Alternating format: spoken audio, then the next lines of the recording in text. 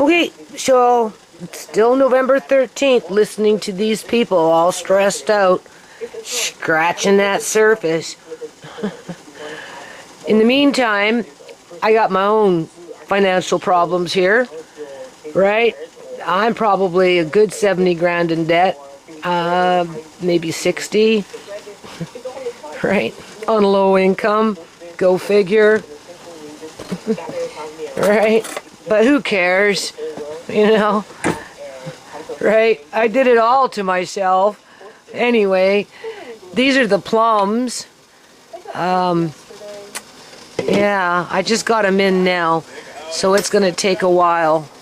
And then after they cook, right, you squeeze out the juice, and then I'll put the juice in the fridge, right? And I'll put the juice in the fridge. They're useless.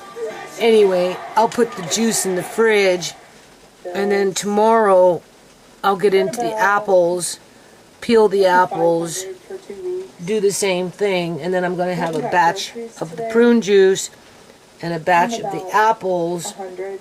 I'll go 50-50 in a cup, combine them, taste it, see if I like it, and then if it's fine, that's what I'm going to can in the repurposed, recycled juice jars that I'm currently buying for Amari with organic prune juice. And that is to supplement the supplement. The organic prune juice is the supplement of Amari's main meals, because since I've been using that, I haven't, oh my God, my eyes have gotten so worse, people, like, you don't even know, like, it's so fast, eh? Now, mind you, I did a lot of computer work when I was working on that playlist, but even still, it doesn't matter every day. I haven't been using any of this, just the organic prune juice, right? But it's expensive. And so this is to supplement the supplement, because I'm hoping it will be a little cheaper to do it this way. I'd have to add up the apples and the plums. I bought plums, 3 different kinds, and wait and see how many jars of juice I get. The reason I'm adding the apples is it will stretch that juice out a little more, right? Versus I don't think I'm going to get very much quote-unquote prune juice. Right? I won't know until I'm done, but I don't think so. For the amount of money that I paid for the plums, in comparison to the amount of juice I'm going to get, I don't think so. So, after it's all said and done, and I'm left with the pulp, I am going to attempt to dehydrate them. Not sure what I'm going to get, because, you know, there's going to be a lot of sugar, eh? Same thing with the apples. When I used to juice back in the day, which I still have apple juice actually in that cupboard down there, I would make apple butter with the leftover apples, right? And those were organic apples. But, so anyway, I'm going to dehydrate the plums, see what we get, and then I'm going to try and blend, like grind them up, right? So that, you know, I can maybe use that as fiber. And they'll still have some sort of a flavor in it as well. So maybe add it into oatmeal or something after the fact. And then the apples versus throwing them out, because I'm not making no apple butters, none of that crap. I'm going to attempt to dehydrate them and then chop them up, even if they're in smaller little pieces, right? Because I can mix them in with sweet potato and that type of thing, right? So hopefully that will work out good. So I never had a chance to add up. Oh, I could do it though still for this video. The meat, the cost of the meat and everything, and how many jars I got of what. Amari's loving the meat though, I can tell you that. But I'm still not into a regular routine where he's getting it every day. right? He got a whole lot today, and he really liked it, right? But no one does that anymore. Everyone's on FaceTime. I'm working on it. Everyone's playing video games, blah, blah, blah, which is fine. But it's like we are not. It just gets hard when everything's blurry and cloudy and dark. And then things blend together. You know, you're doing something, and you know, you cope with it, and you think you're seeing okay, right? You know what I mean? To what you're capable of saying that is. It's never okay, but you know, you say, okay, I like when I did the bone broths, and it's hard for me to see the headspace and stuff, and then, you know, the next day or the day after, I get up and the jars are still sitting there on the counter, and I can't see them as well as I seen them 2 days ago, right? Like, that's like what I mean by sudden, right? I don't like it. I don't know. I don't get it. I don't understand it. There's something wrong with this house. I have things up there that are under the cupboard. Like you see, you have a top cupboard and then a bottom, right? And then on top of that, I have Pyrex baking dishes in there. And one of them has a lid, right? And I'm looking for cheesecloths. So I'm touching, I'm feeling, right? And it's so fucking gritty. Like, everywhere I go, like, honest to God. And like, how the hell does it get way up there? Further to, like, it's like a wind blows through the house with crumbs. Like, it's disgusting. Like, oh, I hate it. No, and that's, you know, this house has just been such a hard house to live in. Such a hard house to live in. I think because a lot of it has to do with the rotten porch, but that's besides the point, right? And these big ass dump trucks are out there, you know, with their cement grinding right outside my front door. Cement truck after cement truck after cement truck. And then you've got these stucco ceilings, and, you know, just whatever, but whatever. I will do until I can't do no more. And hopefully this time I will be able to do this again as a supplement. I won't know until I get there, right? And when I can't do it anymore, I'm definitely going to miss my pots, right? Because I have some really nice pots over the years, right? And you know, it's just. And then I listen to these people, so many of them young people, and their lives are going out the freaking window as if it wasn't hard enough for them as it was in terms of before it got worse. And so when you 4 years ago, what was it, 4 years ago, 5 years ago, there was something like 70,000 Americans were dying from fentanyl. Fast forward 4 or 5 years later, and that's like 70,000 every year, right? Not just 70,000. We're talking 70,000 people every year being murdered with fentanyl by one way or another, right? They call it poisoning now, which is a form of murder, right? And now it's well over 100,000 a year. Well, you can't be surprised, people. And the cops and the politicians and the government workers, whether the healthcare system, the justice system, whatever, however they're employed by it through governments, they're all ignoring it, and they're capitalizing off of it, and they're covering it up in terms of the murder and, you know, just illegal organ harvesting and everything that's just around that whole system, you know, because oftentimes we're led to believe that it's the legitimate economy that runs our society, when in fact oftentimes it's the underground economy that props up the economy. If there was no underground economy, I think life would be a whole lot different for a whole lot of people. Anyway, I'll be back when I've got something to show you when it relates to this. and how a lot of this is the complaint coming from the fact that cost of living has become so high and people are working so hard, working multiple hours, and at the end of the day, there's really nothing to show for it. Okay, so November 14th now, 2024. I want to put a title on this one where I'm going to say, I did it again, people. Do you see what I'm doing here? I finally got those plums, right, done. And I'm taking my cast iron frying pans or whatever I've got there to squish out some extra juice, right? Now, I did it again. What did you do, Miss Charney? Well, I used my credit card again, quote unquote, right? Because, you know, I'm this rich bitch, right?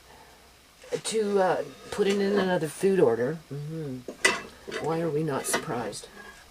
Right? Because there's just a couple of things I wanted. Not that I necessarily needed them. I just wanted them. As I continue to build on... I gotta get into this, right? Build on what I'm trying to do for Amari, right? Not to mention, just... You know, because... I mean, the last video that I just uploaded, I mean, clearly people are stressed out. Right? And a lot of these people, you know, from listening to them, are shopping on a monthly basis. In other words, I don't think they have any food prep. They live from month to month. Whether they shop once a week, twice a month, or once a month. And then by the end of the month, their cupboards are starting to be bare, okay? And that's not just a few people in terms of when you're dealing with millions of people. That's a lot of people that are doing that, which is frightening. It's frightening, people. I'm scared for them. I mean, yeah, I got problems with my landlady harassing me and intimidating me, and well, it's not even her, it's the family as a whole, because just the way they came up through their, just the way they are and how they think and how they established wealth and how they're trying to get even more wealthy and just the whole 9 yards, right? So I'm not going to blame it all on my landlady because, you know, she's being influenced too because everybody wants, in her household, wants their share after she's gone.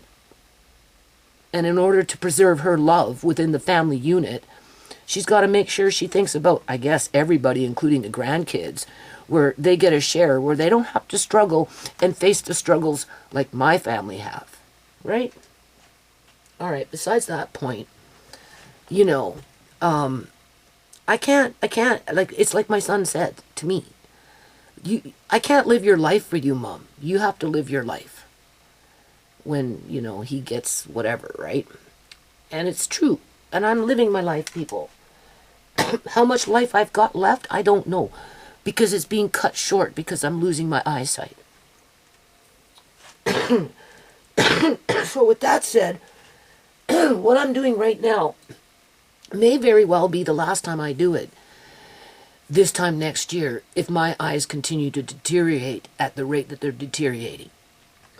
Now, whether I can pass the torch on and have Andre do this stuff, to which, you know, he's young and he doesn't have the patience and he wouldn't have the skills and the stamina and the commitment and right, you know, especially if he's got people bugging him to go off and do this and this and this and, you know, telling him that he can't do that because that's a woman's job or whatever, right? You know how people get, right?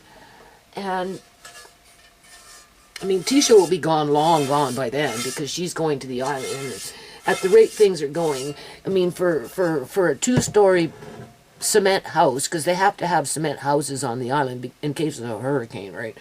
So for a 2-story cement house, they're looking at $300,000 with Alex's extended family there in terms of they have a support system, right? So, you know, I won't, as a parent, you want what's best for your kids. And Canada sucks. It sucks, people. Isn't this just beautiful? I haven't had a chance to use it yet. I got another one over there, too.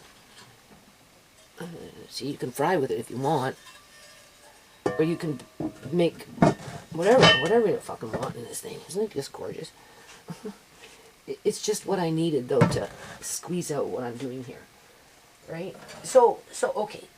So, now, I'm still doing this for Amari. What I spent today, I always, they you know what they do. They got me hooked on their PC points, so that's cool. And I kind of want to get them up to about $1,000, and then just one day go with Tisha to Canadian Superstore and spend $1,000 on my PC points and be done with it. Boy, what a shop that would be. That would be a blast. That's what I'm thinking, right? I don't know if I'll ever do it, but anyway, I got a long way to go yet for that to happen. And so, of course, I shop for things to get PC points. And as of late, sardines, anytime you spend $2, you get 200 PC points. So I've been stocking up on kipper snacks and sardines in general. And I've been doing that for every time I shop for the last 3 or 4 shops. And when I buy usually 12 at a time. Different varieties. Either spring water or soy oil. That's just the 2 that I buy. For the nutrient value, people. And to blend into those bean potato burgers or whatever I plan on doing with some kind of a sauce on top or something. And, they're so mild that I can sneak it into the diet, because if I gave Andre, say, a sardine sandwich with onions and bread, he wouldn't eat it. But if I mix it into a burger with potatoes and some beans and some onions and, a little whatever, and then make a patty with an egg and then bread it and then fry it, oh, he'd eat it. I know he'd eat it. Yeah, same thing with Amari. Oh, yeah. So that's what I'm, right? And then, of course, if shit hits the fan, we have it as backup in terms of food prep, right? Because of the number of cans that I have. But how they get me to kind of dip into whatever I'm dipping into here is if you spend $300, then you get a $25 free gift. I got these beautiful little blankets. Like, they're so cute. I have to wash them. I'll show you. Just hold on.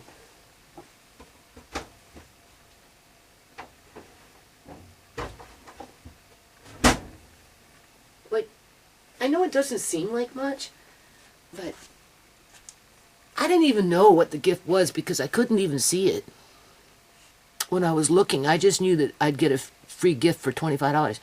So when the delivery came, I'm like, where's my box? Because normally they come in boxes, right? And the guy's saying there is no box. And I'm like, what do you mean there's no box? Oh, I'm phoning, Canadian Superstore, and they're going to have to deliver me my free box because I spent over $300. Well, it turned out it was a blanket, and that's why we couldn't see the box. So after, when I was on the phone, she said, you didn't get your blanket. I said, blanket? What blanket? I'm looking for a box. She said, no, this time it was a blanket. And I'm like, oh, no, and so they made plans to bring me one. And then when I went to, muck around and double check everything, there was the blanket. So I phoned them back. I let them know that I had it. And then I did another order within that week. So 2 orders within the week, $300 each, right? Stocking up on those sardines and those kipper snacks or whatever. And they gave me another blanket, only that one's white. Anyway, what I'm trying to say is when Andre opened up the blanket, he fell in love with it. He literally fell in love with it. And it's quite large, and it's double layer, and it's thick. You right? I just have to wash them. This one's gray, and the other one's white. So when I got the other one, that's Amari's.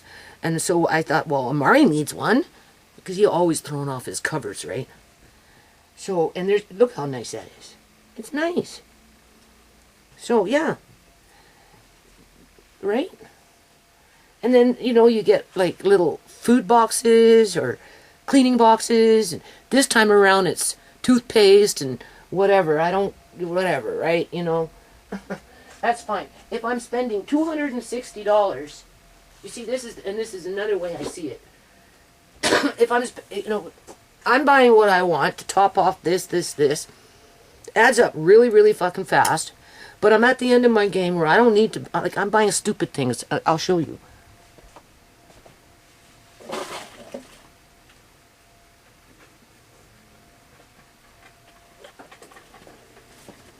And they're not stupid things. It's just, it's not necessarily on your shopping list of things to have. Outside of, I want to make my own candy at some point. So, pure lemon extract. But you can make lemon extract with lemon zest and vodka. So, at some point I will attempt to do that because I still have vodka in my room, right?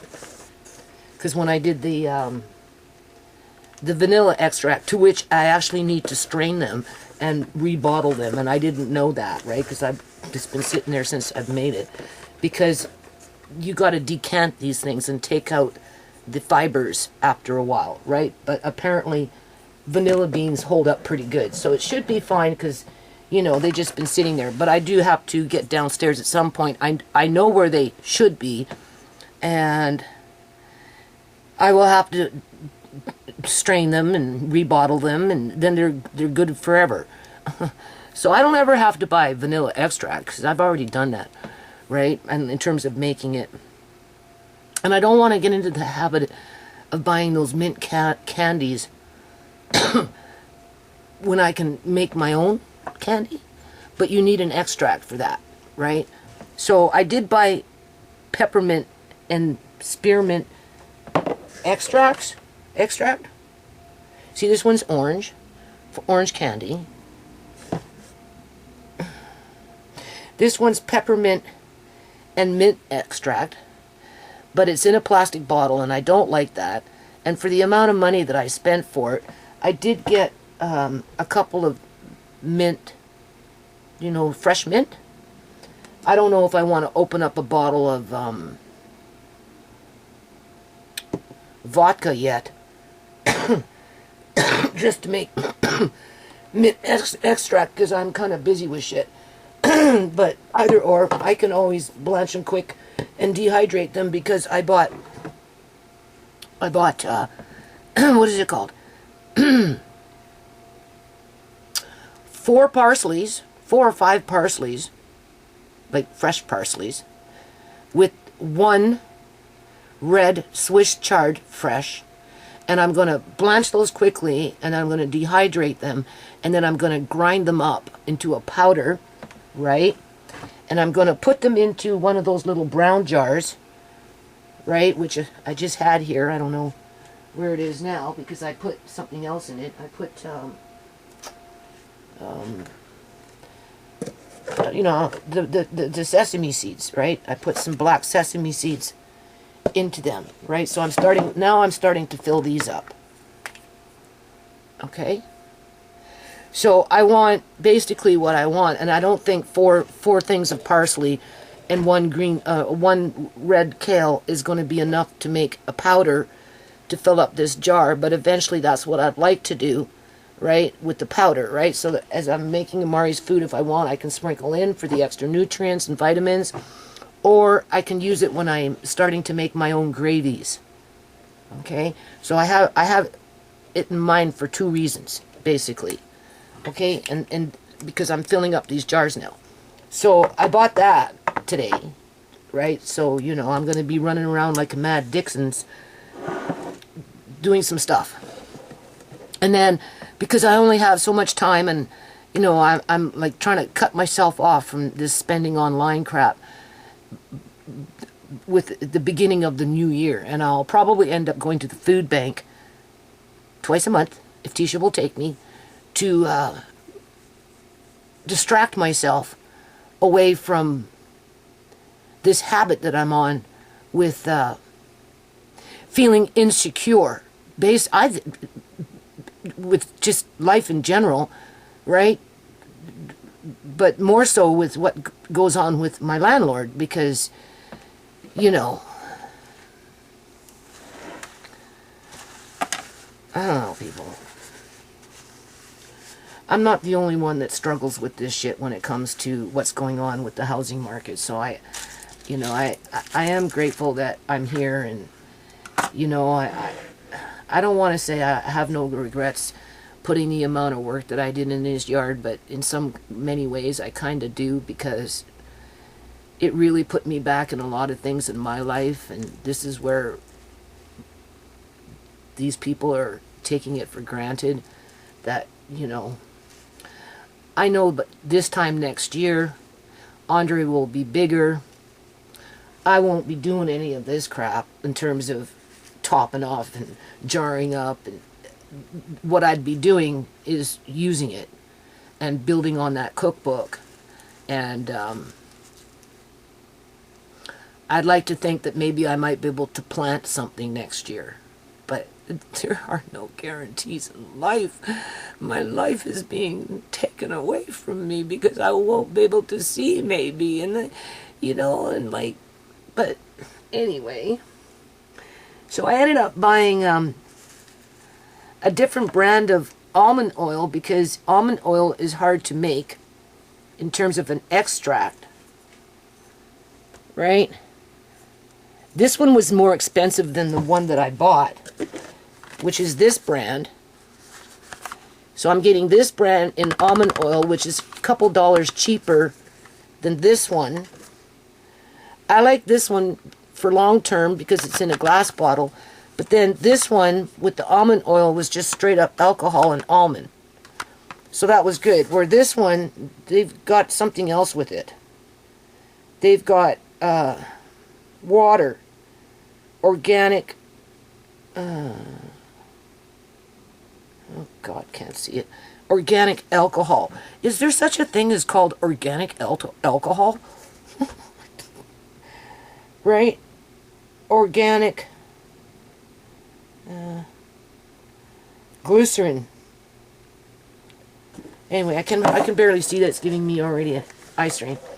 So I ended up getting this brand with the organic almond, 2 boxes, so that I have 3, because eventually, because I bought the arrowroot starch, right, and I know I have some downstairs, and I am thinking about Amari.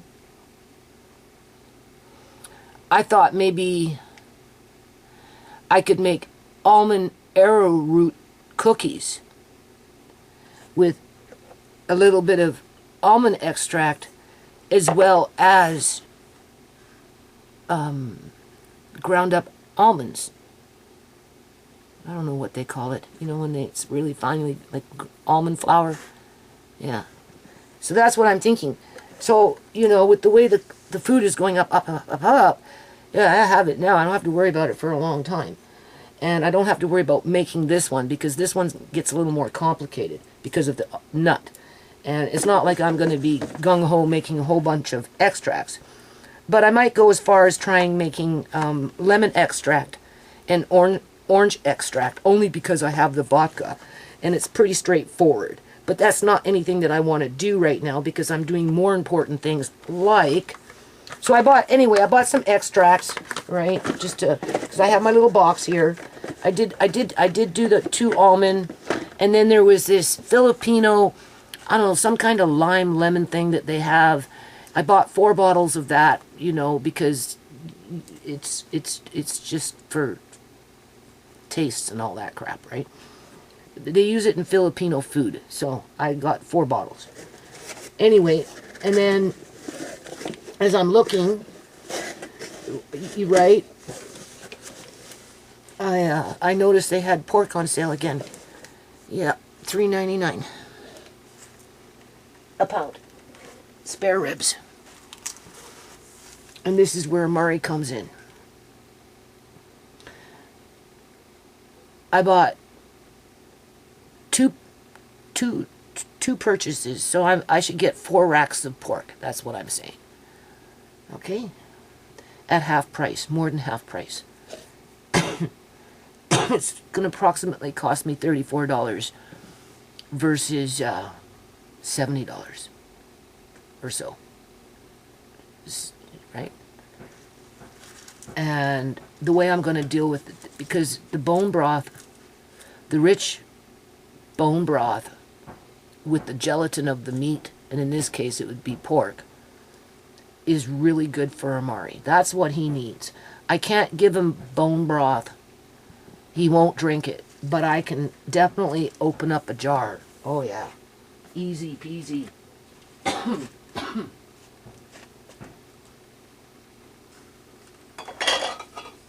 This one's beef. The other ones are over there. It is so easy to open up a jar like this. Right? And use that as I'm making his meals. Because he loves it, people. He loves meat. He really does. He loves the taste of it. One can, when I did that pork with, what I was doing with whatever, it didn't seal, right? So I grounded it up with some potatoes, with the little leftover broths that I had, whatever. Oh man, you don't even know. He just loved it. He loves it. So what I'm saying is, whatever I made isn't enough. Because for something like this, right now, working with Amari's food, if I wanted to integrate this into his daily diet, once or even twice a day for those calories and nutrients, depending on what I'm giving him, I would, right, 1, 2, 3, I'd be lucky to get four meals out of it. That's what I'm trying to say. Right? So this would last me between 1 to 3 days, no more than that. Depending on what I'm giving him.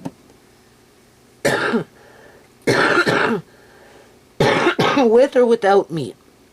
Because you remember, I can't just give him a piece of meat and he'll chew it up and swallow it. No. I have to grind it up along with everything else that I grind up for him. This is perfect.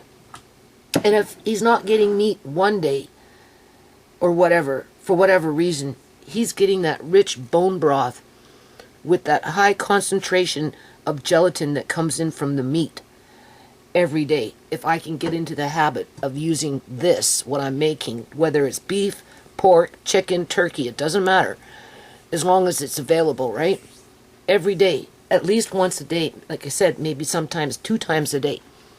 I think that would be very, very, very beneficial for him. And if you do it the way I'm doing it, then it becomes cost effective. And it doesn't have to just narrow down to a disabled child that needs those extra nutrients and calories. I'm sucking on these mints, eh?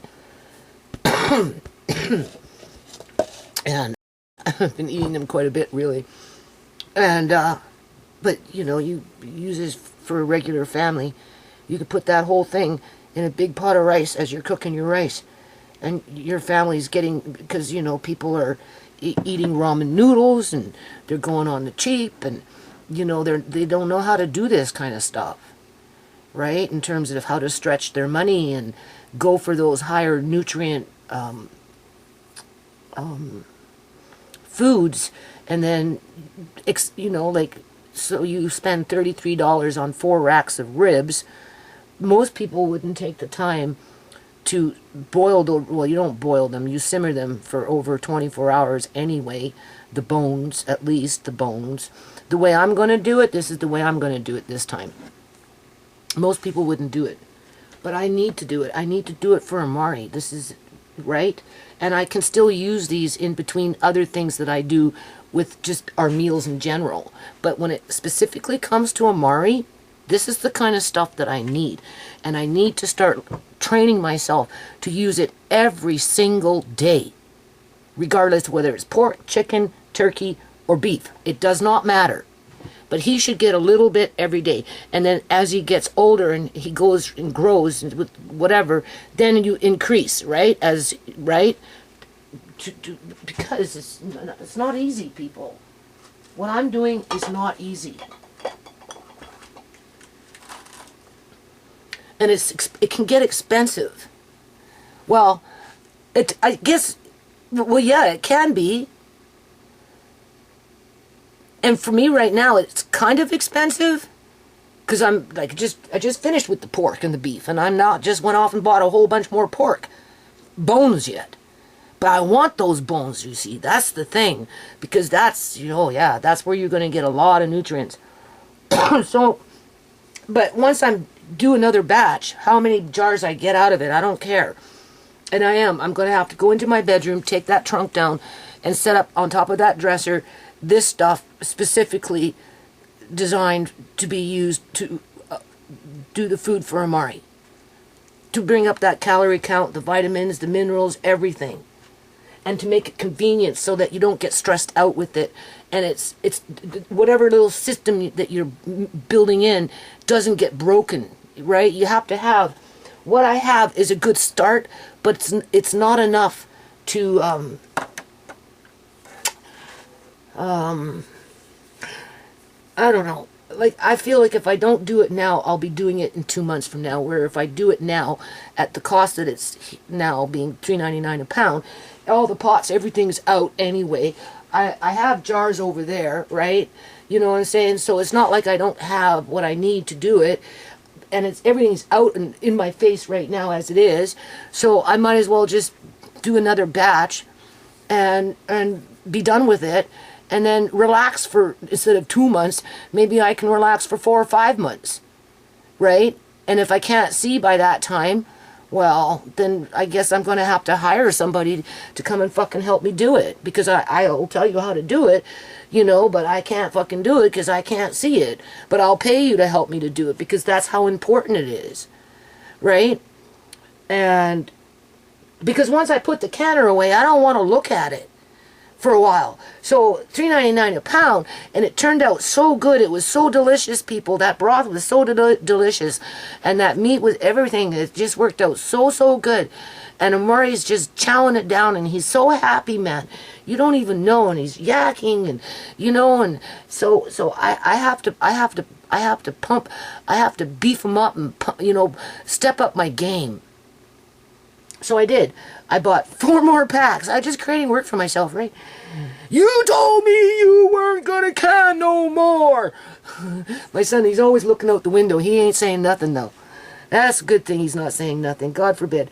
But anyway, I'm doing it for Amari, basically, although those jars could go straight into a pot with making rice, or, you could take a jar and throw it into your whatever you want. It doesn't have to be isolated down to Amari, but that's basically why I'm doing it, right? Versus having to go out and buy fresh meat every week under that monthly budget. Do you see where I'm going with that? If I relied on a monthly budget to do what I'm doing for Amari, it wouldn't work. This is the most cost-effective, proficient way to do what I want to do, which is extremely important considering the circumstances. Okay, so the way I'm going to tackle this problem that I created for myself, which is coming in tomorrow, first thing is I don't have to do it tomorrow. It can go straight into the fridge, and because they're vacuum sealed, it buys me 1 or 2 days, even up to 3, in order to get the prep, to clear off everything, get whatever, right? Because they come in 2s. The packs come in 2s. So 2 packs, I am going to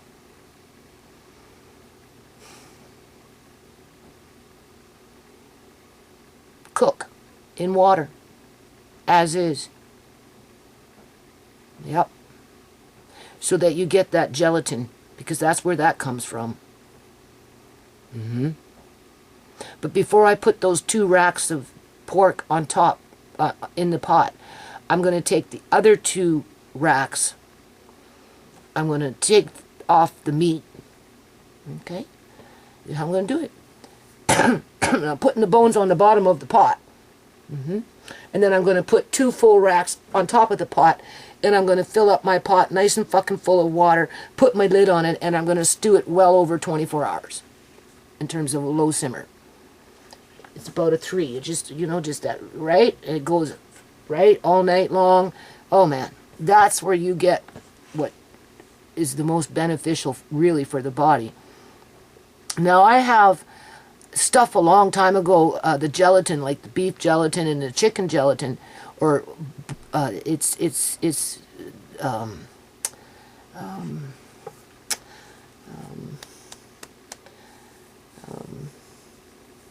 what is it that's on our bones? It starts with a C.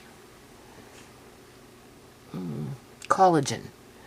I have beef collagen and I have chicken collagen dehydrated. And when I bought it, I did try to use it with Amari. But you have to be careful with that because, right? And so I don't want to rely on that. I have it, and when I'm, more, I'll try and maybe do more research on it, and it's all natural and everything, but this is better for him, what I'm doing. This is what I'm saying. Because he's losing his collagen because, he's just active and moving around and not getting those calories, and he stopped eating because of those drinks. Now, in the last 4 or 5 days, I did resort down. Andre saying, don't do it. No. I'm like, oh, Andre, you have to. He needs those calories. I did resort down to giving him 2 supplemental drinks. So I'm all paranoid with that, but we keep giving him that organic plum juice as a supplement versus relying on the X-Lax powder form, right? And this is what this is. This is the supplement to the supplement that I buy organic in a jar. And now I'm going to take those jars and I'm going to take my supplement to that supplement as a cost-saving measure. And I'm going to jar up,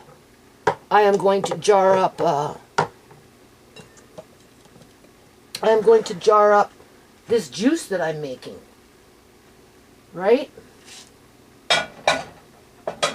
And I've decided that instead of dehydrating the plums, because I was thinking to dehydrate them, but honestly, I don't think they grind up very well because there's too much high sugar content in them. They'll end up turning out to be like a fruit leather instead, and I don't want a fruit leather. No, that's not what I want. So since I'm not going to get my plum powder, I've decided that after I do the apples, because I'm going to do apples, I'm doing plum juice and apples, and I want to combine the two to stretch out the plums as the laxative to the supplement that I need without relying on that as I beef him up with more food that ultimately constipates him because of the way his situation is in general, because he's laying around a lot. Sure, he can sit himself up and he can stand on his knees and wobble like this, but he's not like he's running around bending and lifting and like we do, so his intestines don't work like ours, and it just piles at the fucking bottom of his butt, and then when he's trying to push it out, it can't get past, like I told you, he can't push it out like this because the stuff down here, it's like stupid. That's what those drinks were doing, and he wouldn't eat because they would fill him up too much, where now he can't, he's just having a blast. Right? And I'm like, okay, you're keeping Nana on her toes. So I've decided that, okay, well now this looks pretty syrupy from what I can see. For the amount of plums that I had, now mind you, maybe I cooked it too long. I had a bit of water in there. I would think that the water would evaporate before the plum juice, quote unquote. Sugar doesn't evaporate into the air, but steam molecules will, right? This is definitely looking kind of syrupy from what I can see. It tastes kind of syrupy, not very sweet, because these plums weren't completely 100% ripened, because things don't ripen very well in this house for whatever reason. And plus they spray this shit with stuff. And before I throw out these plums, now I could put it in a jelly bag, I suppose. I mean, I probably could try and squeeze out more. It wasn't like, I think maybe before I go too far with this, I'll change, I just bought cheesecloths. So I'll rinse off a new cheesecloth. I'll put these in a new cheesecloth because these were just old ones from back in the day, right? And I will make an attempt to, but then I don't have to do that though, people, because after I do the apples, apples will produce more juice, right? So it's going to be more of an apple juice compared to a plum juice, because there's not a lot of juice in there, I can tell you that right now, for the amount of plums that I paid for, okay? And, I mean, I could try and squeeze out more, I suppose, juice, but for what it's worth, I decided that what I'm going to do is I'm not going to try and make apple butter or plum butter and can it that way. What I'm going to do, because I got a fair amount of apples, and when you want to use a natural preservative with your fruit, epicitin is your go-to, right? So I'm going to make apple juice, and then I'm going to have the apple fiber. Some of the apple juice will go in here. As if I wanted, why did I buy meat? I'm too busy with this crap. But whatever, I'll work around it. It's just water bathing. It's just a lot of prep work. 20 minutes in a water bath. Washing your jars, putting them in the oven, sterilizing them. You know, just this, right? And then I have to Mickey a mouse around where I'm going to put these jars until I can clear off that dresser. But in the meantime, I can't afford $13 at the rate that I'm going for less than a liter of organic prune juice as only one supplement when I'm doing this. Okay, so I'm going to juice apples now. Now, there's not a lot in here. I'm kind of disappointed with this. I don't even know if it was worth it. Doesn't even look worth it. Unless I want to squeeze out what's in here. And because I squeezed out the juice, I kind of took out the flavor. But I already figured something like that would happen. So I figured, make the apple juice, have the apple fiber, right? Whatever's left over. Mix it in with the plums, so it's apple plum now. And in order to get it ready for the jar, to can it in a jar as a sauce, quote unquote. And I could blend this up. I could blend up everything and make it like a puree, right, in a blender, apple and this. And then being that I'm making apple juice, and I should get more juice out of the apples than I did out of these plums. But, you know, it's like everybody else is saying around town, our foods are changing. Our foods are changing. The way these things were ripening, with the skins getting all wrinkled, they weren't even ripening very well, to the point where I was getting kind of nervous with them, so I just cut them in half, took out the pits, put them in the fridge, and just went that way with it. Like, and they're not even sweet. But once I put the apple in there, and I could use maple sugar or coconut sugar. I just don't know if I want to go around looking for them. Alright? Because, you know, I don't know exactly where they are. I have lots of it in the house. It's just some things are hard to get to. Oh God, see? As soon as I come into contact with this kind of food, my nose is starting to run. Go figure. Huh? Yeah, what's making that happen? Apple, plum, puree it, some kind of sugar, and even white sugar would be fine, and apple juice, just to make it a little more runny, right? To one degree or another, and then just can it up. And also a little bit of, just a tad bit of bottled lemon juice to bring up that acidity. Although the apple should be enough to do that. That's why I'm going to add a little extra apple juice into this. Because otherwise it's dehydrated. And see what you get out of it. And I don't know. I mean, this doesn't even taste, I don't know. Maybe it might dehydrate good. Because it really doesn't have a lot of sugar in it.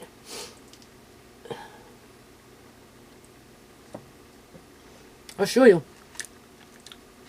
Maybe I was cooking it too long. I don't know. But look at this. That's about the amount of water that I had when I started. Maybe a little more. Right? And clearly the water disappeared. But you can see it's kind of thick. Right? It's kind of thick. Not that thick, but... And it doesn't have, like, it's not a strong taste. But they taste a little more than what's left over. Either or. I'm dealing with this. Right? I'll try. I'm just trying. That's all I'm trying, is just to supplement the supplement so it's not so expensive for me. But at this rate, it's easier just to buy the organic prune juice that I'm buying, and so I don't get left with this stuff that I might not necessarily use as often as I would the quote-unquote juice. And being that I didn't get exactly what I thought I would get, I mean, that doesn't even fill up a liter for what it's worth. So I guess it's going to be more apple juice than it's going to be prune juice. So if I had to do this again, I wouldn't. Now, I have a plum tree in the front, but those plums, they're not necessarily the nicest to be making these kind of things, because they're just a different, and they don't ripen as well as you'd like them to, and you know, and it's just like, it's such a busy time of year, and you know, and it's like, ugh. So it's hard working with those plums. Hold on. Okay, so where I'm going to get my bang for my buck is with those ribs. Yeah, that, if I'm going to spend money, it's better for me to spend the money on something like that versus on something like this. Because clearly this is not working out the way I imagined it to be. So I won't do this again. I just won't. It doesn't make any sense for the amount of jars and everything and the work and just whatever, right? Where the meat is straightforward, easy to do, you get a good product out of it.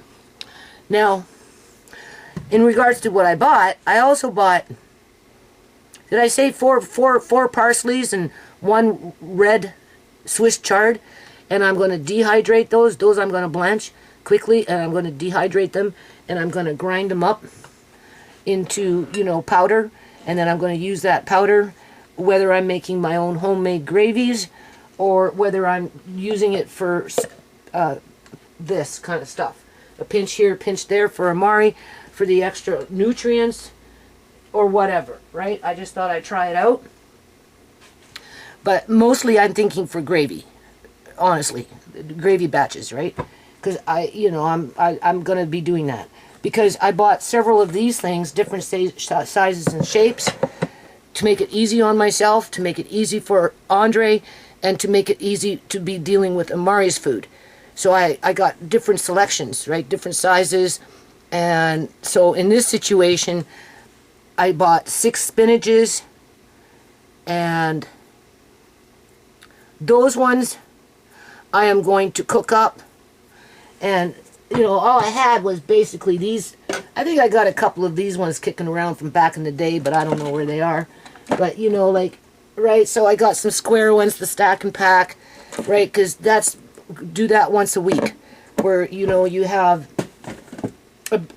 mashed potatoes, sweet potatoes, whether they're mashed or in cubes already kind of cooked, however you cook them. And then we've got, you know, a tub of cooked spinach, so that when I buy them, if they're on sale or not, doesn't matter. Like tomorrow, I'll get 6 of them. I can't throw them in my fridge. So basically, I will either cook them up that tomorrow, or they can sit out and I'll cook them up the next day. And I cut up a bunch of garlic. I use olive oil. I put it in a big pot. You know, obviously wash the spinach, put it in there, just toss them around a little bit. I don't, you know, and then, yeah, and then if any juice left over, you know, if I had an inclination, I could put that juice into a soup, but I don't, you know, I'm not that together yet, right? So do it fast, and then it's like this, and then it can sit like that for several days, right? Whether I eat it, Andre eats it. I try and get Andre to eat it, but he picks at it. Amari just gobbles it up. He loves it. Currently, I have Swiss chard, red Swiss chard, and green Swiss chard in the fridge. I haven't had a chance to cook it up yet. So I'll do that today and get it in a container. And then when the spinach comes, put it in with that. And then that's enough to last for 4 or 5 days in between whatever I'm doing with the Mari, as well as I eat. However, right?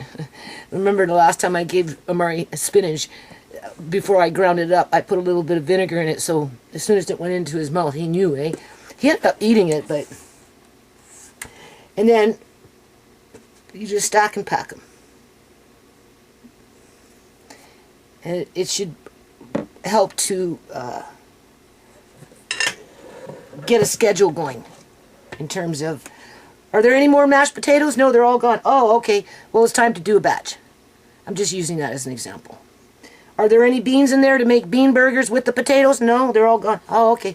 Well, let's just go grab some beans, soak them, and cook them up, and then you can either put them in these containers whole and use as is, or you can mash them. Right? Obviously, there's going to be things already mashed, or I should say pureed. So, in that situation, you know, this is where the this is where the bone broths with their gelatins will come in really handy for me. Do you see how this works? Right? All I have to do is go get the container, scoop it out, right, depending on what container, and some of them have different colored lids, so some could be, the red lids could be specifically the pureed food, already pureed for Amari, and these ones are if Andre wants to make himself a burger. However, whatever kind of burger he's going to make, right? And then, because I've got the bone broth, all I do is just scoop out whatever I need from Amari's container. It's already pureed, so I'm not messing with these little things all the time, right? It's already pre-done, and all I have to do is put in this little frying pan, take some bone broth, pour it in or scoop it out, because it'll be gelatin in the fridge, right? By the time it's in the fridge, it turns to gelatin, right? Scoop it out so that it cooks right in with whatever that you're heating up for him, because I like to give him warm food, right? It can go with carrots, it can go with spinach, it can go with freaking potatoes, beans, anything, macaroni. I could, like I said, he needs it every day. But when you're working in such small little teeny weeny batches, it's hard, people. It's hard, right? So you got to make it where it's easy. And then I've warned Andre, you have to learn how to do this. Now it's just getting it ready and getting it started. And then once you know, we're like on that path, then you go in and you do the prep work. So what else did I buy? I bought 6 bags at $4 a bag of organic carrots. Now I've got organic carrots, but I'm going to start fresh again. I'll leave those ones, I'll do something else, or maybe I'll do a couple more bags and clear out my fridge. Either or, I'm just basically going to shred them. Clean them up, shred them. I'm not blanching them. I read, it's not necessary. If you blanch, you know, you save the color a bit, right? And, you know, it stops enzymes, whatever. But at the end of the day, carrots will last a very long time, just shredded and straight into the dehydrator. I have shredded carrots from 2011, which at some point, when everything's all said and done, I'll bring them out and we'll look at them and we'll test them.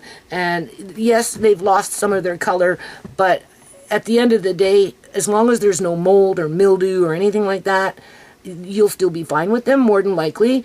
And if worst case scenario, you can always use it as cat or dog food. I'm just saying. So, but with what I'm doing here, you know, I'm on a mission. So that's going to be another jar. This will be another jar, because I'm filling up these jars in my head before I fill them up, right? So what I'm going to do, 6 bags of carrots. I can probably grab a couple from my fridge because I got carrots in there. And I'm going to clean them up, shred them fast, throw them in the dehydrator, and then once they're dehydrated, I'm grinding them up into powder. Oh yeah. And then I'm going to fill up my jar. But whether it's, I don't know how much I'm going to get, whether it's a pint size or a quart size, it doesn't, if it goes up to a quart, then I'll buy a couple more another time, do it again, bring myself to a full quart. And then in a situation like that, again, you can use that for homemade gravies, mixes, right? And you can, for me, for Amari, take that bone broth. Where's that bone broth? Where do you go? I'm always losing the bone broth. Take whatever bone broth you got. Doesn't matter. Right? A little bit like that. Right? Add a tad bit more water, just a tad, because you're throwing in these powdered carrots. Just saying. Right? Get them cooking, softening up, whatever. And then you can take your little scoop of mashed potato from your nice little container that you got there already pre-made. Huh? Put that in the liquid along with a scoop of something else, whatever it is, right? Piece of meat, doesn't matter. Oh yeah, it will be so much easier. It will be just so much easier. And this is where this stuff isn't. Oh, this is something else. Oh, this, you know what this is? We'll open it up. We'll see what one day soon. It's tomato sauce that I made in 2014. See, I can't see no more like I used to. And remember I told you about oxidization on top of a lid? If it's a little black on the top of the lid, but it's not compromised, then all that is basically is oxidization. And you can take your finger and you can go like this, and it'll move around, but people think it's mold when in fact it's not. It's just whatever, when it's spitting up in the canner, you got little food particles up there, and over a period of time, because it's not in liquid, this is tomato sauce, so it's in liquid, right? There's liquid, right? Because it's not in liquid, it changes color like anything that oxidizes, and tomatoes always oxidize. But the rim itself, there's nothing here. There's no, it hasn't rusted out. So that's from 2014. And it's been sitting in the sunlight too, and it's still quite red from what I can tell. Either or. That's not what we want though. We want the bone broth. Right?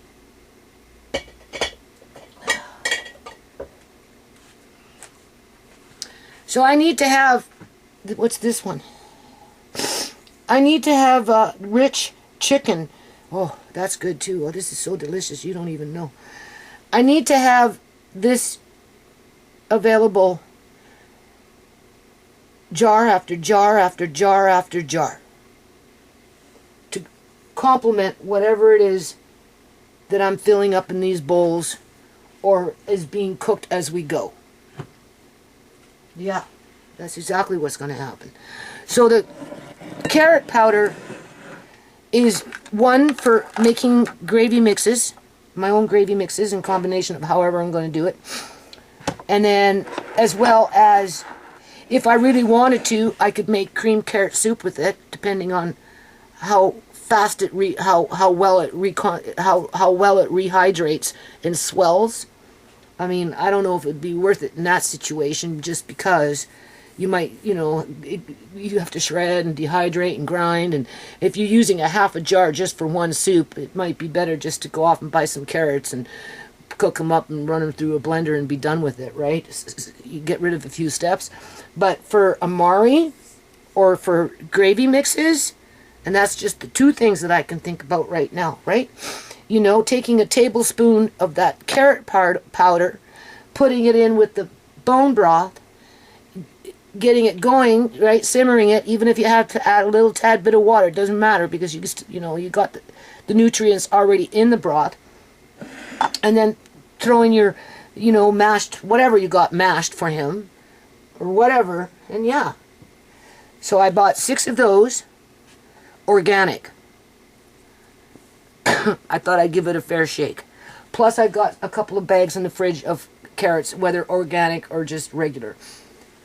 So I'll probably do about 8 jars, 8 bags, just to get some out of my fridge.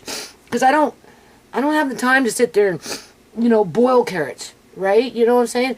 So he's not getting the carrots. Nobody's getting the fucking carrots around here. I bought carrots all the time, but, oftentimes it just went out to the rabbits, right?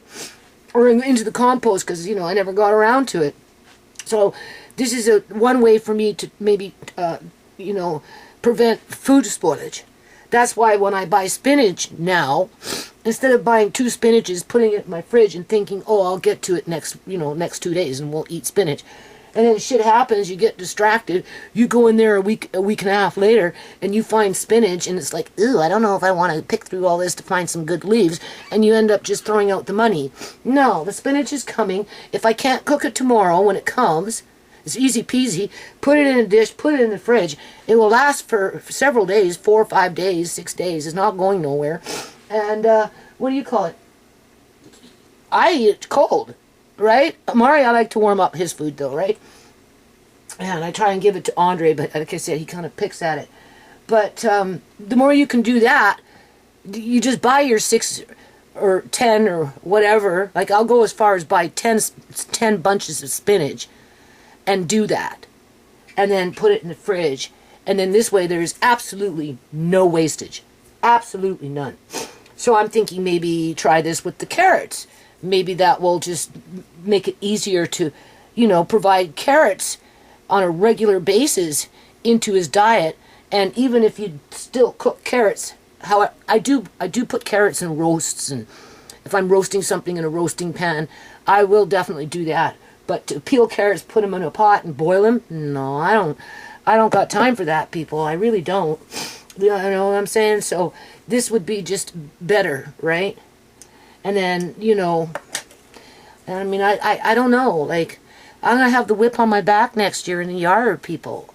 Once I start doing yard work, life gets harder than what it's been, and it's hard now, right? You know what I'm saying? It's harder for me now than it was when I could see, and it was really hard when I could see. And if I'm doing yard work, anything on the inside falls off to the fucking wayside, right? And my life just goes on lockdown, and I become a slave to the yard. But it's kind of hard to be a slave to the yard when you can't really see that well. So I don't know what's going to happen next year. All I know is I do want to go outside and do something. And obviously Andre is getting bigger. So that's good. And I'll cross that bridge when I get to it. Right? But I don't want to feel like a slave while I'm doing it. Right? When it's not even my responsibility. It ain't nobody freaking helping me with it. Just saying. And it's not like I haven't tried to find people and try and pay them to help me over the years, but none of it ever works, because a lot of people, they want $25 an hour to pick weeds, and I'm like, I don't think so. And then when I do find somebody that's willing to do something, they end up fucking it over, taking my money, and I get ripped off, and shit don't get done, and things got worse than it was before they showed up. So, all right. So then I bought, and I thought, well, if you're going to do that, I know Amari likes parsnips, and I don't want a can, so I'm going to do the same thing. I'm not going to blanch them. I'm just going to peel them, shred them, and as I'm dehydrating the carrots, I will dehydrate the shredded parsnips. And then after they're dry, I am going to grind them up into powder. Right? I don't need pieces of them, because if I want, I can buy fresh, which I do sometimes, right? I put them in roasting. I put them in with the roasting chicken, or if I have whatever I got roasting in the oven with meat, I'll put potatoes, whatever I've got, Brussels sprouts, carrots, parsnips, but we don't eat like that all the time, so. But taking a teaspoon or a tablespoon, weigh it out by gram. Oh, my nose is running, man. Weigh it out by grams. You know, figure out a calorie count on it. Do you weigh it out by grams after it's been rehydrated? I don't know. How do you figure out that? Well, you don't get a lot of calories out of vegetables anyway. What you do is you get the vitamins and stuff, right? Like, for example, I gotta blow my nose, man.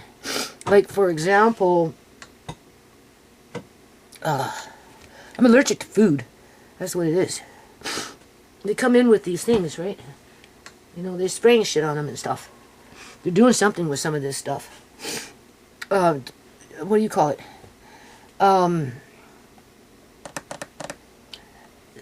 The K vitamins. You get vitamin K in high quantities with your greens, your spinaches, your kales, that kind of stuff, right? But you don't get it in meat. What you get in meat is the K2 and the K1, which is a different kind of vitamin K, which is apparently supposed to be better for you. I don't know. It's all the same. They're all good for you. So, you know, as I'm trying to put this book together, I will be addressing those types of subjects, right?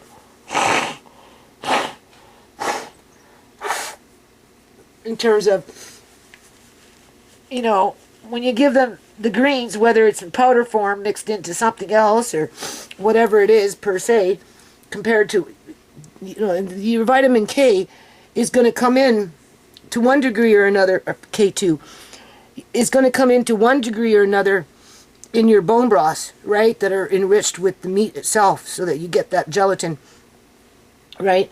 But you're not going to get it in vegetables. So, you know, to get that full circumference of nutrients that a body requires, this is where you have to, yeah.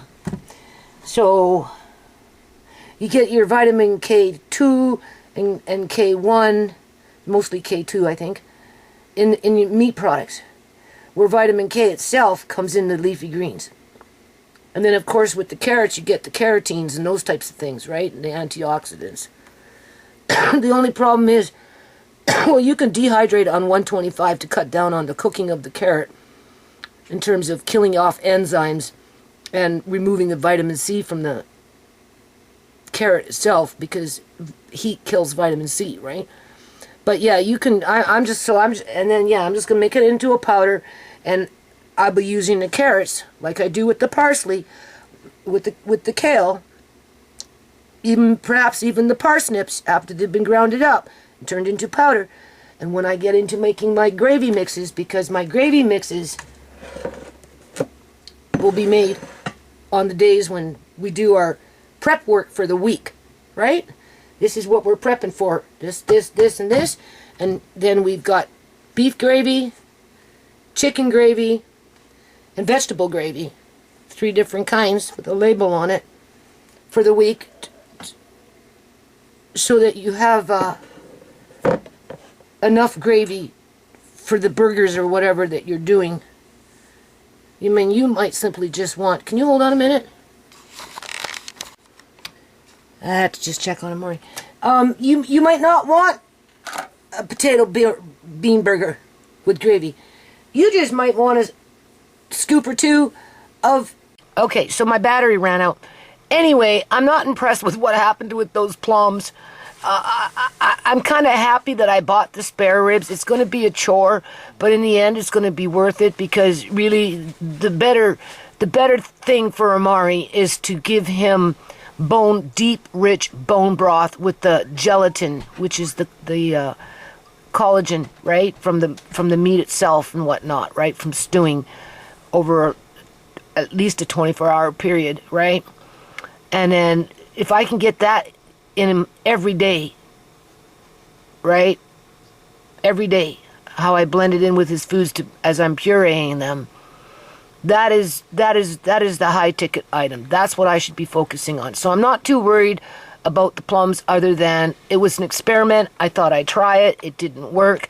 So right now those organic plum juices are the supplement that Amari needs in order to help him with his digestion. Okay. And then the plums themselves, in terms of the mush, I am just going to put them in the fridge. I'm not going to worry about it at this point, because the meat's coming tomorrow. But once I get the meat stewing, right, but then I ordered the carrots and I'm going to shred them. So before I do another batch of potatoes, they can sit for another couple of more days. When you shred carrots, that kind of stuff, it dehydrates really well, quite quickly. And then once the carrots and the parsnips are done, then I'm going to go back and finish what potatoes I do have, which is probably about another 20 pounds anyway, maybe about 20 pounds. And then after that, I'm not going to worry about it until, I do a shop, and if I feel like dehydrate, because I want a full case of mashed dehydrated potatoes. I'm not quite there yet, but I can spread that out over a period of a couple of months to get that full case, right? Because I'm working on filling up those little brown jars with whatever I'm working on in terms of the parsley powder, carrot powder, parsnip powder, that kind of thing. And of course, we're going to do the bone broths with that. And then, of course, I'll have half. There'll be 4 racks.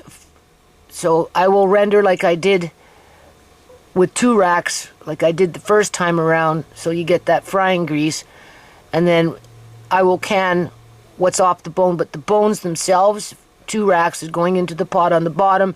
And then 2 full racks with the meat, fat and all, is going on top. That's how I'm going to deal with it. And then I'm going to stew it for over 24 hours on low, right? And then I'm going to debone the meat, and I'm not going to can it. I don't have a lot of room in my freezer, but I'm going to see if I can just bag them up and freeze them that way. And then, because it's not what I'm trying to can here. I'm trying to can basically the bone broth, right? More than anything. And I don't mind doing a few jars with the rendered pork, because it's a different kind of grease that you remove. But as for the boiled pork, no, I'm not even going to try and attempt to do that. I'll just rather just try and freeze it and then use it on a different day, unthaw it, put it in the oven, spread it around, and throw some barbecue sauce on it, and you're good to go. All right, so in the meantime, but I'm going to rest after this. As soon as I get the plums in the fridge, I'm just going to rest, and then tomorrow I'll start peeling apples, because everything is time related, right? Because I got 2 boxes of apples stacked upon each other in between cardboard, because I was, planning to do apple plum, right? So I will make an attempt to peel at least 1 box anyway, and start the process of getting them ready to juice. But, the quality of food in these grocery stores, I'm telling you, people, it's not the same as if it was freaking organic. So when it comes to plums, I'm going to see if I can next year utilize the plum tree that I have in my yard. But it's just hard, because they don't all ripen at the same time. And when you bring them in, they don't really ripen, They just, it's just, but we'll see. We'll see what happens. So in the meantime, I'm looking at this, and I do want to record this, because this is the crap that I've been going through for a couple of years now. And, legally by law, Andre, stay quiet. Legally by law, my landlord can only raise the rent, I think it's like 3% or something like that, a year, under the legislation that's been brought in to prevent this corruption that's just going wonkers, right? Where these people are living, they don't have that rental protection. When the BC Liberal government was in power, they removed it. And then, because they knew they were going to come in with some shady shit in the back door with China and, overinflate the housing market and launder money through the housing market, through whatever, and just to where we are today. So when the NDP got elected, BC Liberals were in government for 16 years. NDP came in. They did put a rental cap on it. I think that's what it's called, right? And then you know. But of course, my landlady always gaslighting me, never, you know, always wanting more, more, more. Throws it in my face every year that if you go online and you can see how much a 3-bedroom is, it's renting for this. So therefore, because it's renting for this now, even though you've been in your house 14 years, because this landlord over here, under the corruption that's been going on for over a century, over a decade now, it's been going on for well over 10 years and it's gotten really out of control now. You know, she feels entitled with the rest of her family where I should be paying the same amount of rent. And because I won't and I can't, somehow I become a bad tenant, even though I gave my blood and gave up my life and my blood for these people to try and correct the wrongs in their yard. I lived in the yard for years, more than I lived inside the house. I couldn't sew. I'd come in grimy. I didn't eat unless somebody fed me because I was out in the yard for 10, 12 hours a fucking day. Right? You know what I'm saying? 2, 3, 4 days straight. When the city was on my ass, not because I did anything wrong, but because the yard was being used against me, even though it was the landlord's responsibility the whole time. I was out there 7 days a week, 10 hours a fucking day, right up until freaking December. With Sook having me move wood in the pouring rain from one pile to another pile. Just to break my spirit. So I would move so that they could jack up the fucking rent. That's all it was, people. So anyway, and I'm recording as I'm going along, right? Okay, so anyway, whatever, right? And then, like, you know, like, what, 2 years ago? A year and a half ago, or whatever the hell it was you know, give me $3,500 a month. If you don't, I'm coming in with the bins, right? The freaking pipe backs up to the point where my son and I are in the dark, right? Pouring fucking rain, freezing cold. Well, it wasn't freezing cold, but it was cold. In the dark, bailing freaking water into a garbage can so my son could wheel it up the driveway and empty it out into the alley because the pipe fucking was clogged with roots in it. But we didn't know what was wrong with it. We just know it wasn't working. Well, now, you know, I mean, it doesn't sound like it's that bad in terms of, I don't think they have to dig up the pipe and go as far as that, but there's going to have to be some things done. But, you know, I asked her simply, can I give Alex $100 for his time? Because if he wouldn't have done that, people, God knows what would have happened. Seriously. No, you pay half. Why? Why should I have to pay half? Like, oh, well, you know, you need to give me $3,000 a month in rent. Like, right? Like, that's, it becomes a form of fucking harassment because she throws it in my face that other people are forced to pay that kind of money for nothing. For broken down fucking suites. Right? Like when Maria moved into her little basement suite of a house, things were supposed to be fixed before she moved in. The landlord said they were going to fix it. She moves in. They don't want to fix it. They didn't fucking fix it. So what does she do? She had to take them to court the minute she moved in to get them to freaking fix it under an emergency application. This is the kind of crap we're dealing with. So, listening to these people, you know, they're paying 13 something, and then all of a sudden the landlord wants $3,000 a month. And that's what this is what these landlords under that organized religion or a corporation in terms of organized freaking corporate organized crime, right, are getting away with. And because other people can do it, my landlord thinks she can do it. Right? And like, fucking go ahead, take me to court. I don't care. I'll file fucking small claims court. I went blind. I couldn't get to the doctor. I was in your yard working with the fucking whip on my back, for crying out loud. Right? As you were crying on about how the city was going to charge you $15,000 to come in and fucking what? Take wood out of the yard as I was building with it?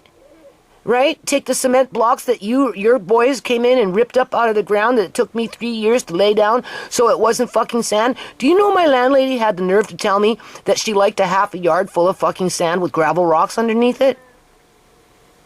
I'm like, you gotta be kidding me. Just so she doesn't have to acknowledge what I did in terms of back-breaking labor that ultimately wasn't my responsibility.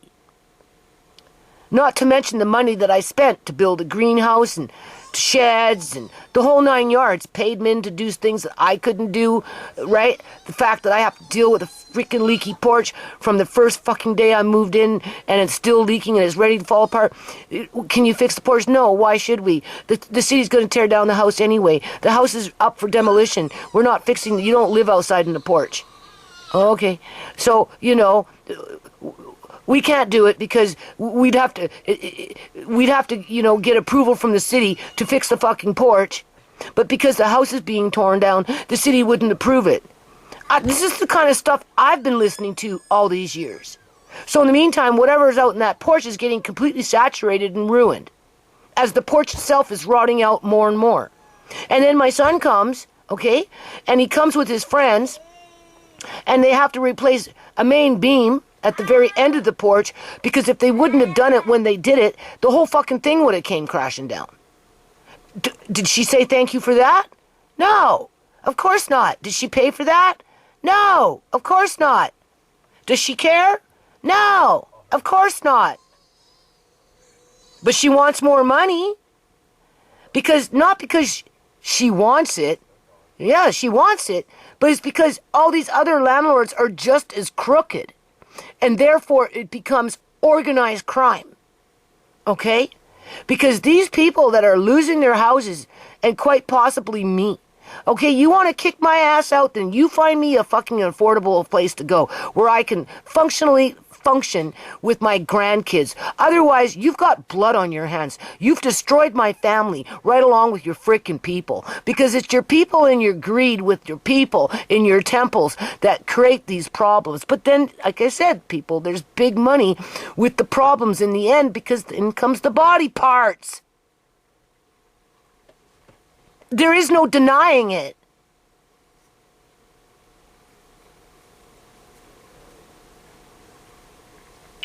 So anyway, let's just listen to this for a minute because this really just, not only does it irk me and I feel bad for these people, but this is the same kind of shit that I've been dealing with for years.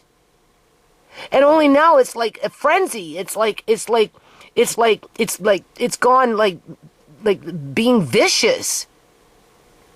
Every day since this all happened, I have a lousy fucking day. I am trying to do something for my grandson.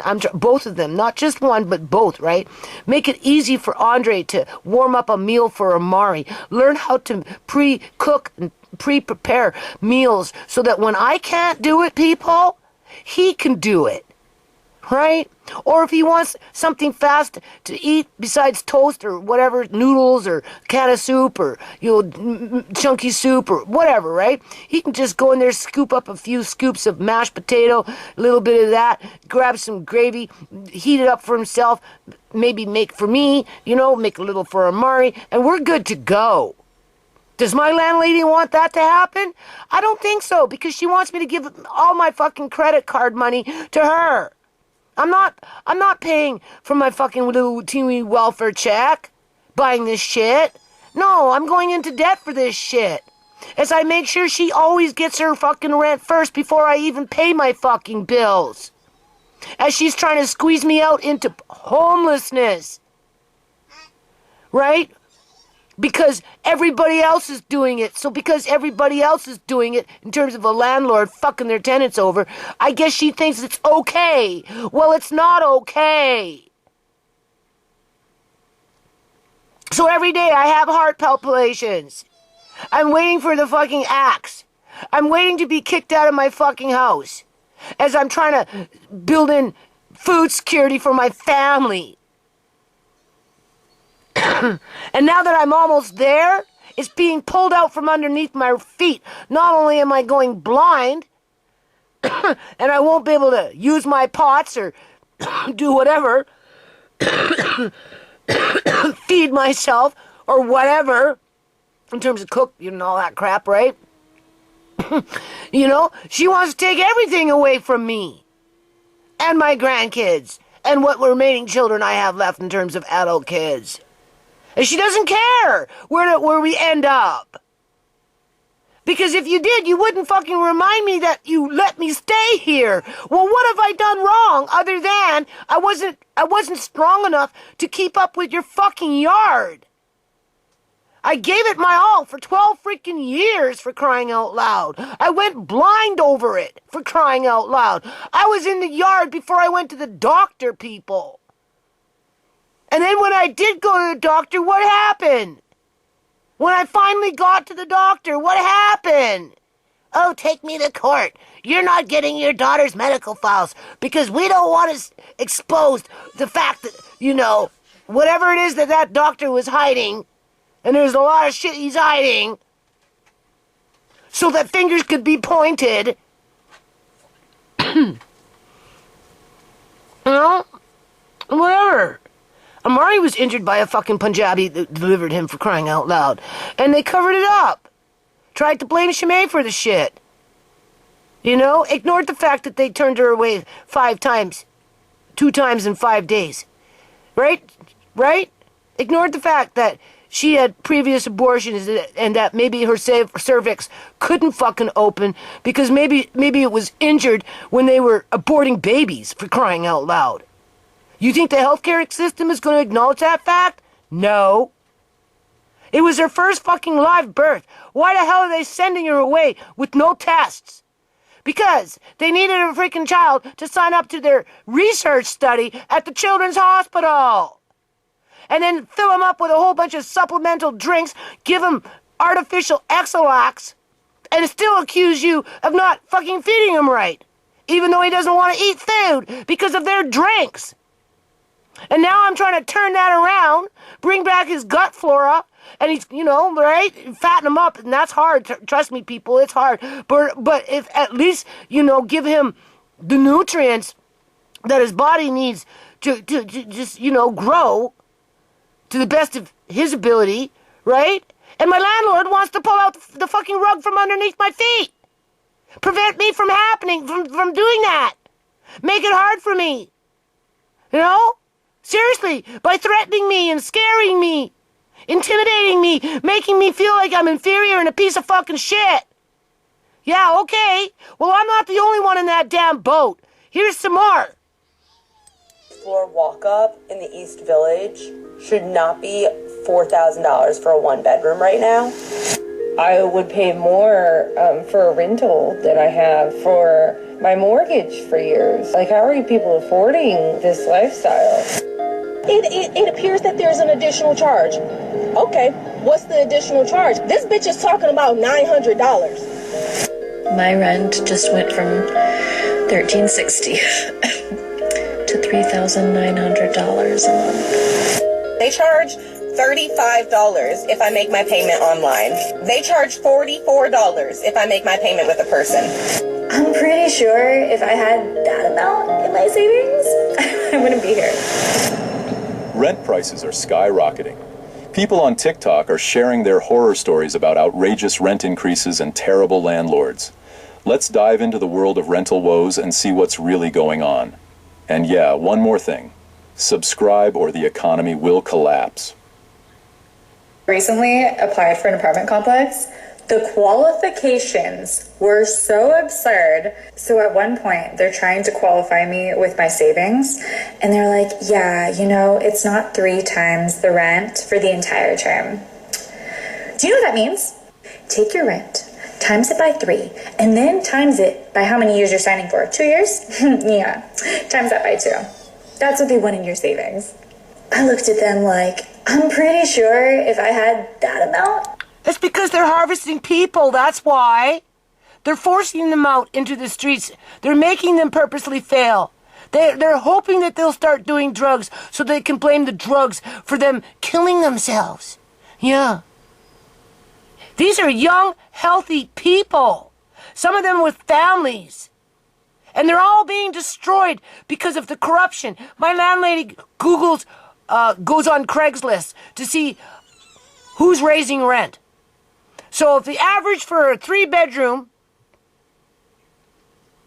box, old bungalow with broken plumbing that will never get fucking fixed, and if it does, it's just going to break again because it will be something else that will be broken.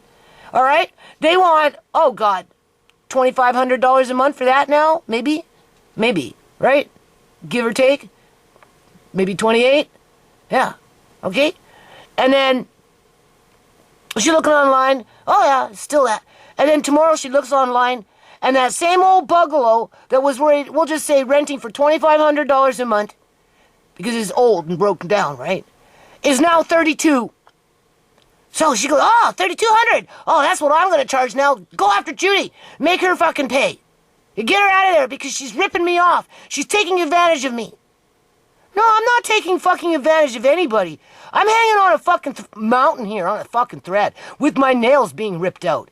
And she's standing above it with her fucking fuck me heels ready to kick me down it. Just so that her family above can stand beside her and pat her on the back and say, you go, Grandma, you go, Mom, you go, sister, you go, Auntie, or whatever, you go. And don't, we love you for being who you are. And then when she dies, they're all going to come swarming around the fucking table and say, well, what did she leave us? How much money did she leave us? Did she leave us the house? Oh my God, Judy's still in the house? Well, now we can really get rid of her because Mom's gone. Because she reminds me that she allows me to stay here. As if I owe her that $3,500 that she wants out of me. Okay? Like, this is what I mean. Like, this is a fucking nightmare. It's like caught up in some fucking Punjabi web that I can't get out of. And if I move to Richmond, it will be a Chinese fucking web that I won't be able to get out of. And if I go to fucking Burnaby, well, I'll probably be more Punjabis. Or somebody like that. Right? I'm just saying, people. In my savings, I wouldn't be here. Like, I probably would be buying a house. Maybe even buying an apartment complex with how much money you want in my account. This video will give you an idea how bad rental market is. Watch till the end. Your water is boiling. And yeah, subscribe. So first off, I know that it is way worse than this, what I'm about to show you, in other parts of the United States, but I have to share this. This was posted in my local community page this morning. Available for rent. 2,500 square foot house, 4-bedroom, 3.5 bath, 2 master bedrooms. Kitchen has granite countertops, stainless steel, they've done paint, blah, blah, blah. All this stuff that they think is like gonna incentivize you, but why would it incentivize me if I don't actually own it? You can only have small pets. Renters responsible for all utilities, no smoking inside the house. There is an apartment in the basement of the house that will be rented separately, so you don't even get the full house.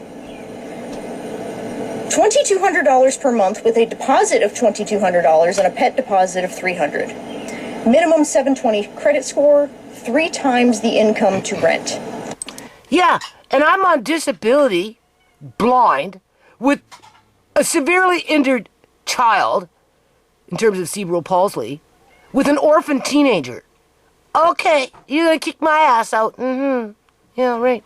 Apartments out here for a 3-bedroom that I used to pay $800 for in 2008 are now going for $2,700 a month.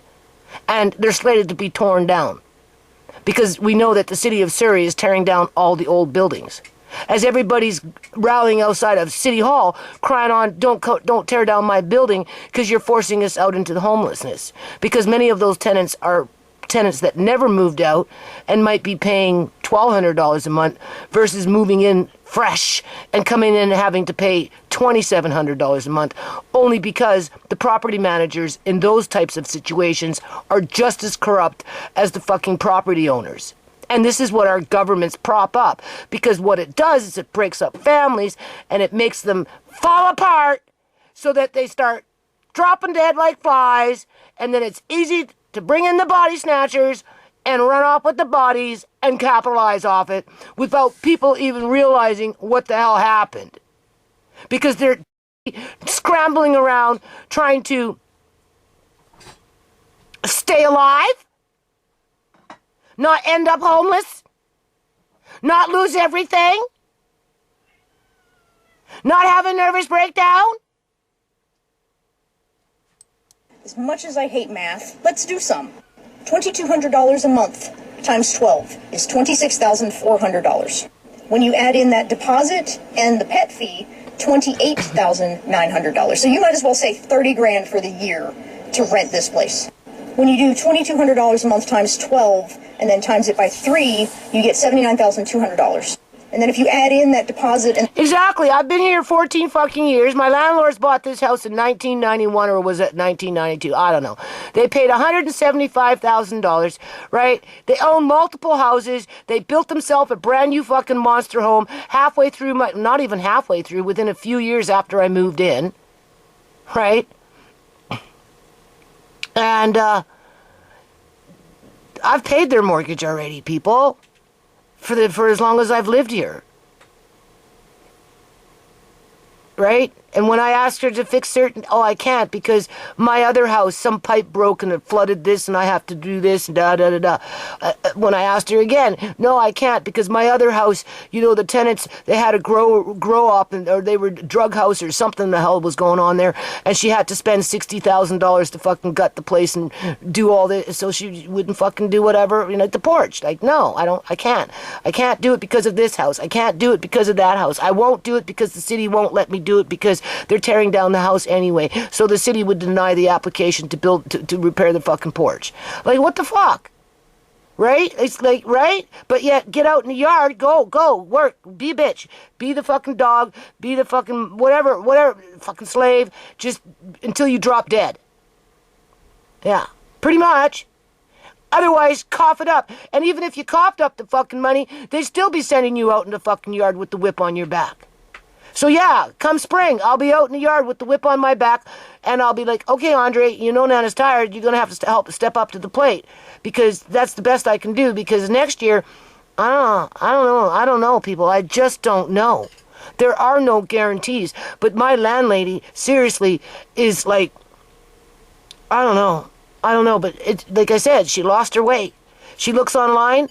If one fucking landlord wants to raise the rent by $500 instead of $3,200 for something, and in one night he decides he wants 37, he'll post 37. As soon as one person sees that, another person sees that. Before you know it, they all start fucking doing it. And then they go back to their tenants and they harass their tenants and they make them feel bad because we're not up to par to the fucking BC corruption within the housing market. And somehow we are the ones ripping off our landlords. Because we don't want to pay $3,700. Because we're stuck in the fucking past. Because as soon as they throw us out, we're not even in the fucking future anymore. We're on death row! And that's where they want us! Shemay is testament to that. Uncle John is testament to that. Sierra is testament to that. And you can almost say that Amari and Andre are testament to that. Too many fucking problems. For what? Being nice people? If I was some fucking hood rat, some hoodlum running around trying to corrupt people, you know, get kids to do fucking drugs, then yeah, maybe I could see you treating me like fucking trash. But no, I went out in the community and I tried to rally the troops for a universal skill meal program. But you see, the Punjabis, they don't want that though, because they got their fucking Khalsa schools and no white people are allowed. Go into a Khalsa school and see how many white kids you got in there eating lunch. None. So why should they care? They don't.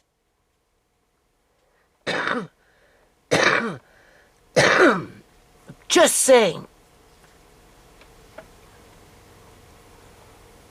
And the pet fee, again, $81,700. So let's go ahead and say that to rent this place, you have to make minimum $82,000 a year. Now, I don't know what you guys consider a small town, but this was the population of my Lanny's Lanny's gonna kick me out and then give me good reference. Yeah, okay. 2 years ago. 37,188. And the reason I say that is because it's very rare that I go on Indeed in my area and find a job offering more than $13 to $14 an hour. If you make $80,000, $90,000 a year... She comes and this is how she gaslights me on a different angle. If it's not the neighbor to the right, it's the neighbor to the left. And then she reminds me that those property owners who are renting out their houses, chopped them up into little suites, charging maximum amount of money, $2,500, $2,800 for a 2-bedroom fucking main floor of a dinky little house, right? That was a crack shack, was never gutted, so it's in the walls, you know it, because I know that for a fact, people, because the Koreans, when they lived there, they had a special wallpaper that they put up by themselves. And when I went in after it was, they moved out and everything, and then the crack shack was there, and then they were renting it, and I asked the landlord if I could rent it to try and get, help house Sierra, and that's when I met the city dude that was a fucking Syrian who was making plans to rent it to the Syrian family because we got all these Syrians immigrating to Canada, right? So he was employed by the city of Surrey to find housing for this Syrian family. And then because I went in and I seen what was inside to see, to go talk to the owner or whatever, right? I could see that they didn't ever change they never changed. They didn't take out the drywall. That place was a shack for over a year and a half, up and down. And we're talking hardcore. Methamphetamine, fucking heroin, the whole 9 yards. They were smoking in that place. And anytime that shit happens, the owners are supposed to. They are supposed to remove the drywall and replace it with new drywall because that crap gets right into the fucking drywall. And that's not what they did next door. So those Syrians moved their children into that environment. Yeah. Well, the city, I don't know, I guess they covered it up. So when my landlady comes and says, well, I can't fix whatever you want because I'm paying $60,000 because some tenant came in and had a shack, and, I have to replace this, and this. I take it with a grain of salt. That's just what you say. It doesn't mean that's what you do.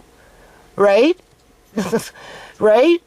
But yeah, they're telling her, oh, kick out Judy and let us rent your house and we'll get you more money. And every now and then she throws that in my face. Oh, so-and-so neighbor over there, that owner, the one to the left, wants me to kick you out, Judy. I said, why? What have I done? Right? I'm working in the yard. Like, what the fuck, right? I'm doing the best I can. Whatever, right? I don't have parties. I'm not going around just disturbing the neighborhood, right? You know what I'm saying?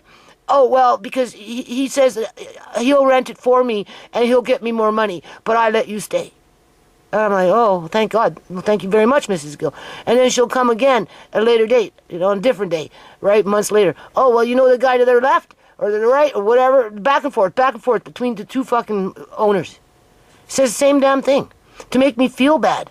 That's what it is, to make me fucking feel bad and like I owe her something. So that when she comes and now she's demanding $3,500 or $3,000 or whatever she can get, even though it's not legal, right? It's abuse, people. It makes you sick, right? But I have to stay focused on what I'm doing while I can do it. So not only am I losing my eyesight, having my life pulled out from underneath my feet there, right? I'm also losing, I guess you could say, my fucking life because my landlord and her fucking family are pulling out from underneath my feet. Because there's not nowhere else to go. And I can't go into a 1-bedroom. There's no way. It wouldn't work. So what? I lose my grandkids because of the greed of my landlady and her family. Basically. Yeah.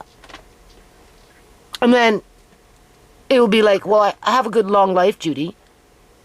Enjoy your freedom. At least see it like that.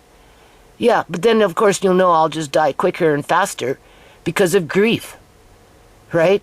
Why do you think there's so much death in my family and people disappearing?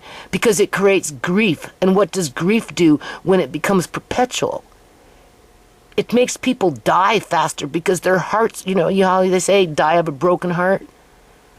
Yeah. Yeah. And that's all done through organized crime in partnership with a corrupt government with many, many, not all, government employees that are getting backroom deals somehow, some way to commit crimes in partnership with organized religion. For profit.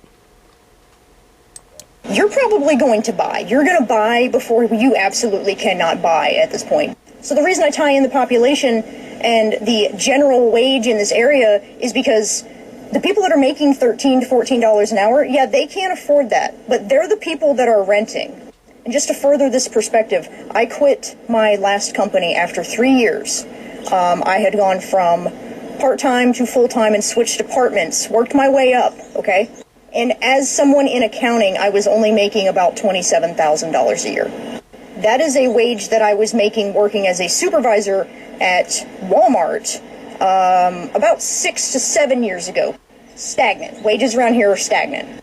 Again, I know it's worse. I know it's worse. Some of you are going to look at that and go, that's a pretty good deal. But knowing my area, that blew my mind to read.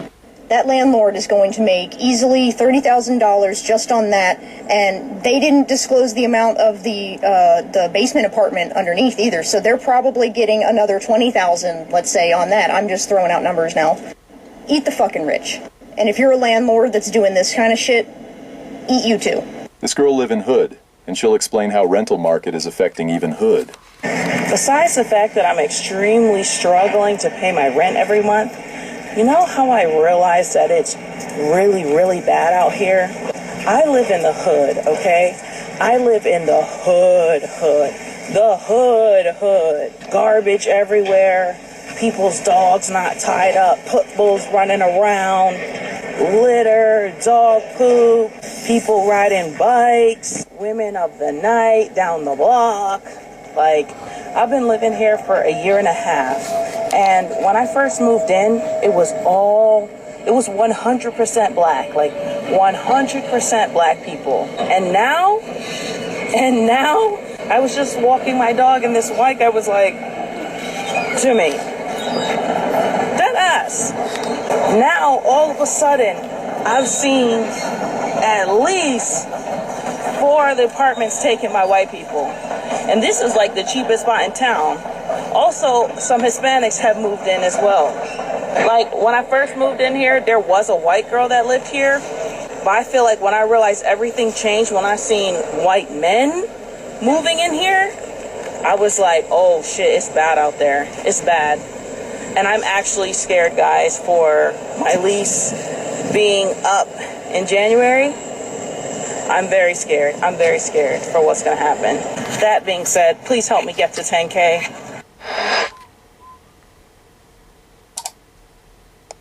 Yeah. Lots of people are scared. Watch this girl express her frustration when landlord increased the rental price and didn't give her a notice. And yeah, increased price will blow your mind. Hey y'all, of course my apartment is raising my rent again, so quick story time about how they had me fucked up today. So, a little bit of backstory. They're supposed to send a rent renewal notice at least 30 days in advance. Unfortunately, I got mine about 3 days in advance and didn't have a choice but to stay here once again. Also, you probably wondering, why would they increase your rent? Like, did they add something new? No, they haven't added shit. The gym is still the same, the pools are the same, the view is the same, the vibes are the same. And if you haven't heard my first story about the motherfucking rats, the rats are still by the garbage cans. So I went ahead and did the rent renewal because I didn't have any fucking choice. So now the rent renewal is done. I'm sitting here waiting for the portal to update to show me my new rent price. Haven't seen that shit. Paid rent for the first. They sent us the amount. The amount is with my last rent price. Okay, y'all sent it, so I'm gonna pay it. Rent is due. Y'all haven't sent anything new. It's not my job to follow up on that. It's fucking yours. So today I get a fucking voicemail. Why are these bitches calling me while I'm at work? I already gotta go to work to pay this fucking rent thanks to you, and you're calling me during my work hours. You're interrupting my money, okay? So the lady called me and she like, oh, Quintea, I'm looking at our delinquency reports. The fuck is you talking about? I'm looking at our delinquency reports, and it's looking like your rent for last month didn't cover the full total.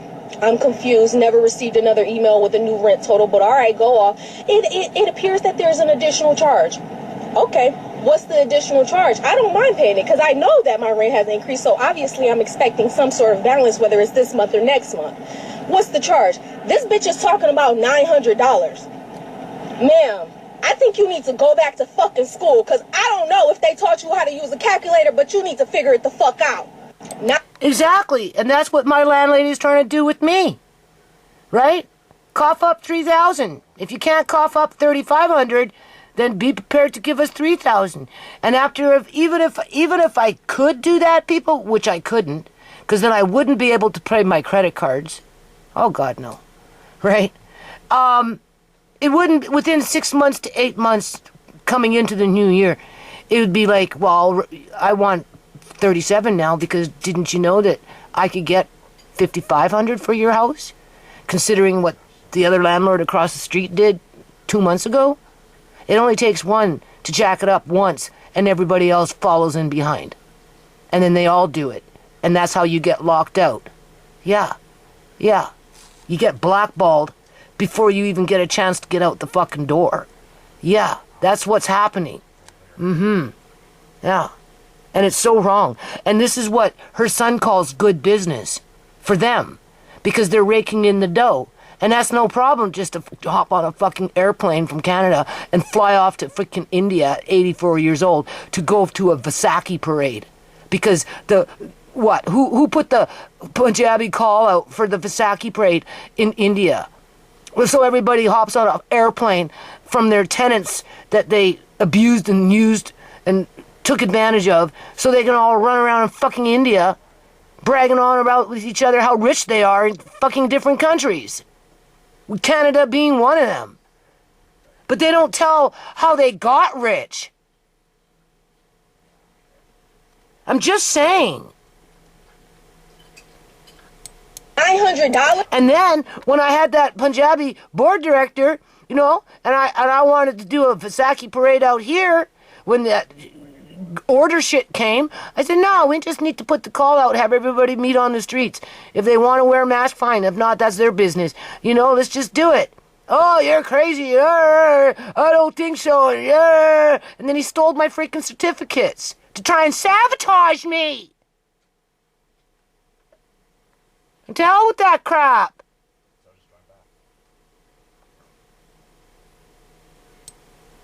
I've never been so injured in my whole life, people.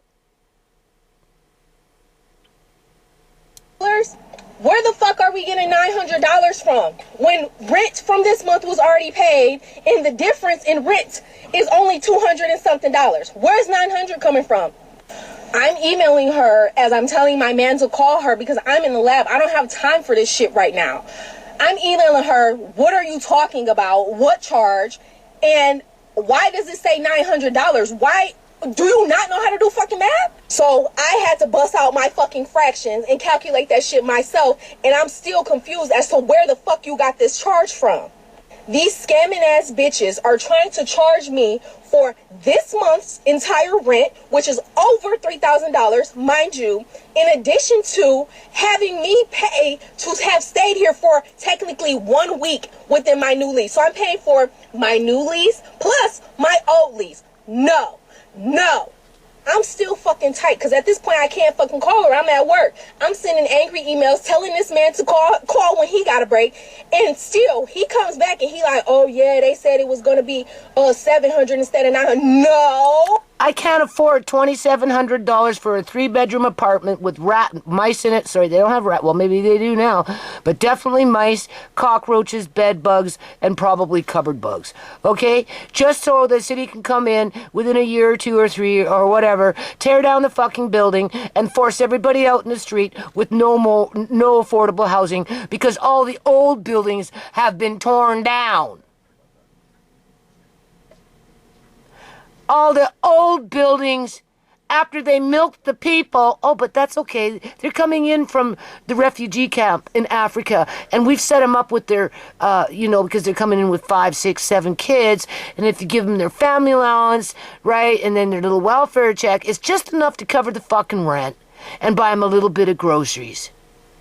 So we'll just plop them in there, and when the time comes to tear down the building, oh well, you're on your own now.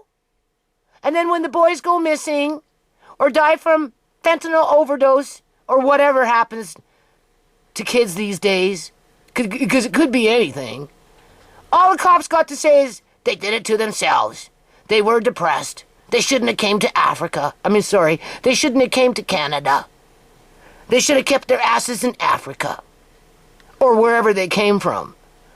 Okay? Lebanon, places like that.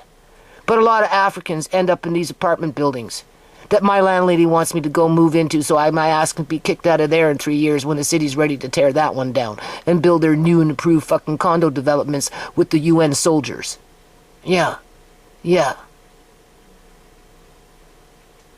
Oh, no. She needs to go sit down.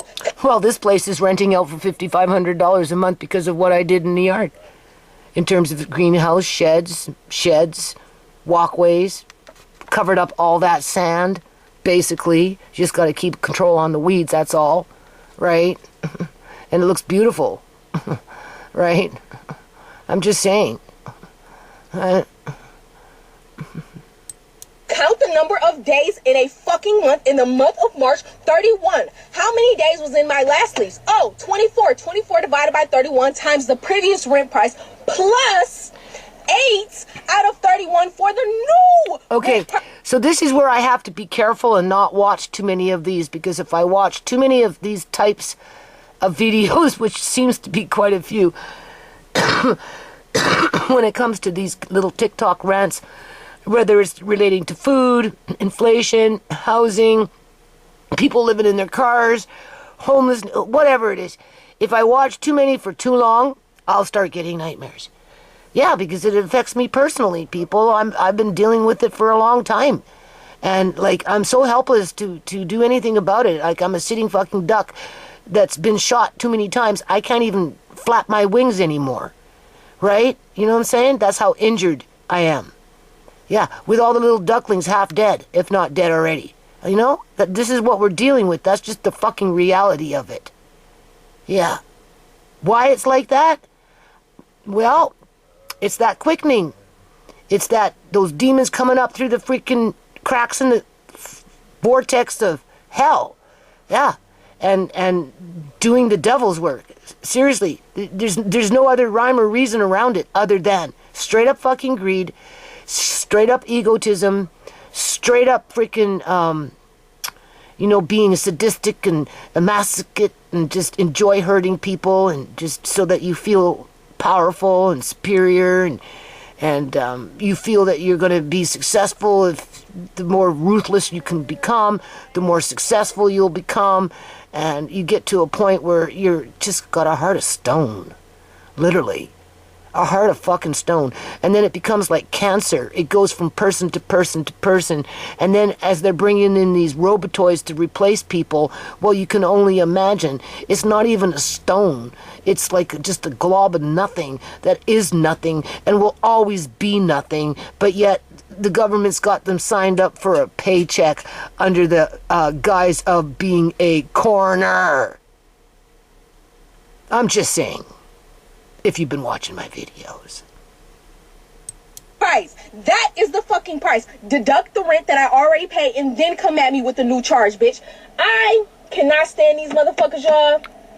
Thank you for letting me have this TED Talk. Last month when I was complaining about my apartment in Dallas raising the rent on us when we have been there for so many years and they have not replaced any of the appliances, the apartment's just kind of torn up for being considered luxury. A lot of people told me they... Doesn't that sound familiar? Isn't that what I've been listening to since day one I moved in, after they made me move in with their, well, take it now. If you leave, we can't guarantee it won't be here when you get back. Well, but if you take it now, we won't raise the rent. You can stay as long as you want. Build on a happy home. Yeah, okay. And I took it, and look what's been happening. They are just trying to get us out of the apartment so they can rent it at a more expensive rate. Well, so we found a different place and we put in our notice that we were moving out, and they posted our unit for less than what they offered to renew us at. It just doesn't make any sense to me. Like, if somebody who works in apartments would like to explain this, like, we were fully willing to re-sign another 12-month lease, and I just really don't understand why they would, one, gamble on having the apartment vacant for a period of time versus just offering us this more competitive rate that they're now offering to somebody else, and who knows when they're going to fill that unit, because they have a pretty decent vacancy percentage. They paid $172,000 for this house. They've done minimal repairs, just enough to keep it functional. Right? I told you how it was when I moved in, so clearly they weren't doing the repairs for the last tenant. And then when I moved in, they had to do, right, something, and then it became, I was the nuisance because I was asking for the outlets to be replaced. I became the nuisance because I was asking for the pipes to be fixed, right? I was being the nuisance because the pipe backed up and clogged and we couldn't do dishes and couldn't do laundry and nothing. It was like that every 9 months, and somehow it was my fault when in fact it never was. Right? But it was always used against me for one reason or another, as if I didn't have a right to have fucking proper working pipes. I'm just saying, right? You know what I'm saying? And because, you know, it's just stupid, people. It's stupid. It's stupid. This is fucking stupid. In the complex right now as it is. At the end of the day, we're happy because we found a fantastic complex for a great price that is much bigger of a unit and a very competitive price. But this is just so infuriating that, like, we went back and forth with them so long on this, tried to negotiate. They didn't really give us a good offer, and then they go and post a unit for less than what they offered us. It's just like, I don't understand. And we have plenty of other problems with this complex as well. I am very thrilled that we are not going to live there anymore. I'm not going to say what it was until we move out, but I will warn you to not move here after we move out. New York, why are you doing this to us? And this is coming from a real estate agent. I thought the rental market was getting better. I thought prices were going to drop a little bit. But nope, we are in the low, slow season, and I've never been busier.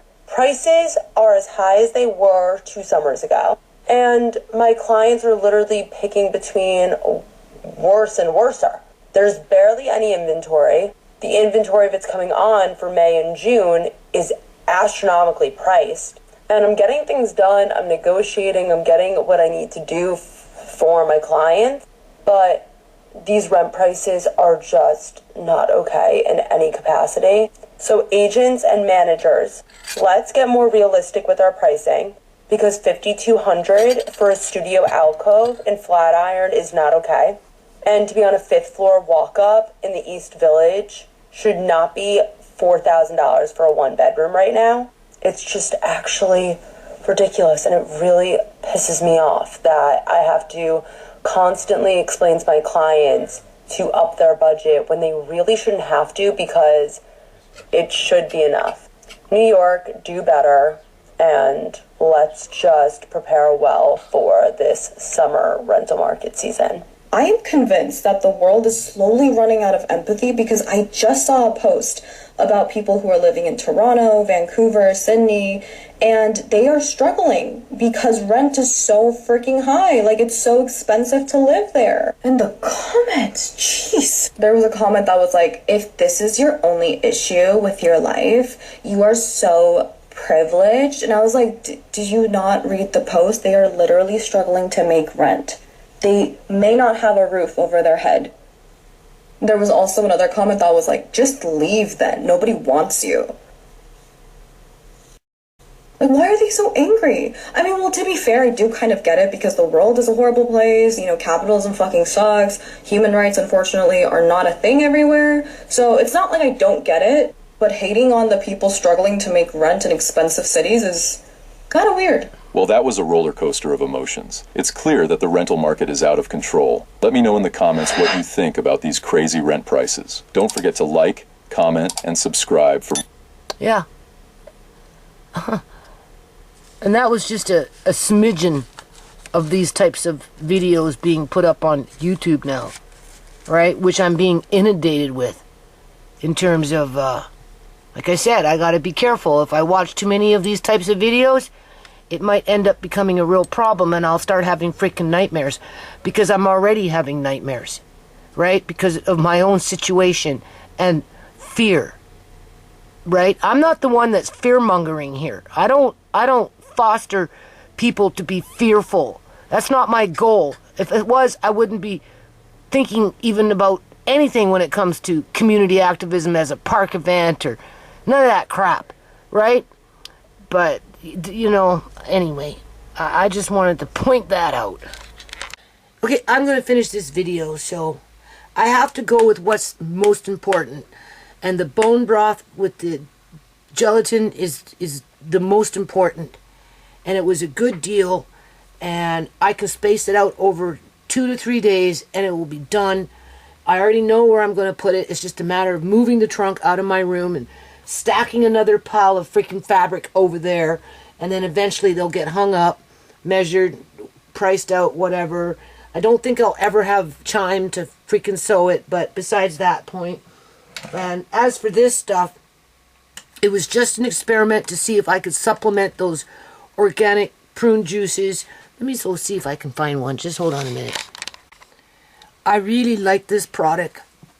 So for what it's worth, $13 for the jar. I'm just going to make it as part of the budget within that special part of the budget for Amari for the supplements, right, to his main menu. And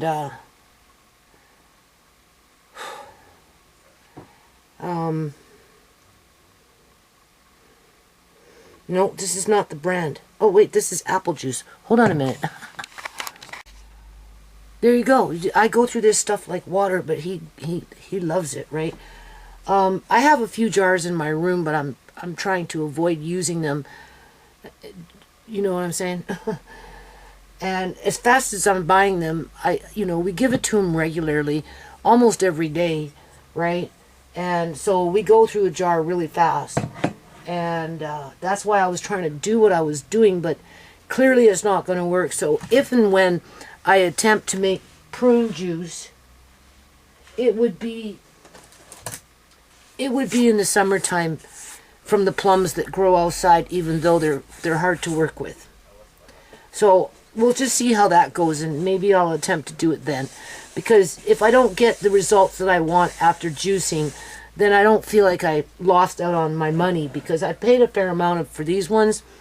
But with whatever they're spraying on these fruits these days, and just how they're being transported or whatever, they're not the best quality to be doing this kind of stuff with.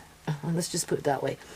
So in terms of the apples, so in other words, what I'm saying is, this stuff here, I'm just going to put it in a bowl, and I'll just put it in the fridge. And I've got 2 little boxes with layers of apples in them. I bought them off of Canadian Superstore. They're called Imperfect Apples, and they were on sale. A couple of different brands, like a Macintosh and something else and whatever, but they're small. And, they've been sitting there for a week and a half, going on 2 weeks now. However, because I was waiting for the plums to ripen, but they wouldn't ripen. And then instead their skins were just shriveling up, and I was getting and then one would be real soft and the other one was So anyway, I've decided that so I don't waste my money, I'm going to take this pulp, put it in here, put it in the fridge. I'm not going to worry about the apples tomorrow, because I've got the meat coming. And before I do the apples, I want the meat stewing, like the bones and everything, for that 24-hour period in a bit, right? And then, of course, we got to degrease the broth and whatever. And I want to do the carrots pretty much. I won't do them tomorrow, but I'll do them the next day, as the meat is now going into the pot, starting to stew, right, with the bones. Then it's not even stewing, it's just simmering, right? To get that rich bone broth. with that gelatin in it. You need the meat for that, people, okay?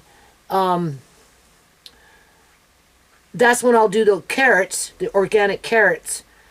6 bags that I bought, assuming I get them all. Plus I got a couple of bags in the fridge, so I'll probably do about 8 bags. I'm just going to peel them, wash them, shred them, dehydrate them. And then after that's done, I'm just going to grind them up and make them into a straight up powder. And I'm going to also, I've got 2 kales, 1 red, 1 green in the fridge. Cook it, chop it. So on one half will be the kale, and then I've got 6 bundles of spinach coming in, and I'll cook that up, right, tomorrow or the next day. So we've got the kale cooked and the spinach cooked, but I'm not puring it because I'll just continue doing that as I'm working on Amari's dishes as I'm doing it. But it takes the bulk out of the fridge, and then you can use it within 4, 5, 6 days, right? It doesn't spoil, okay? I'm just saying. And I do it with garlic. So Amari's getting that garlic, right? And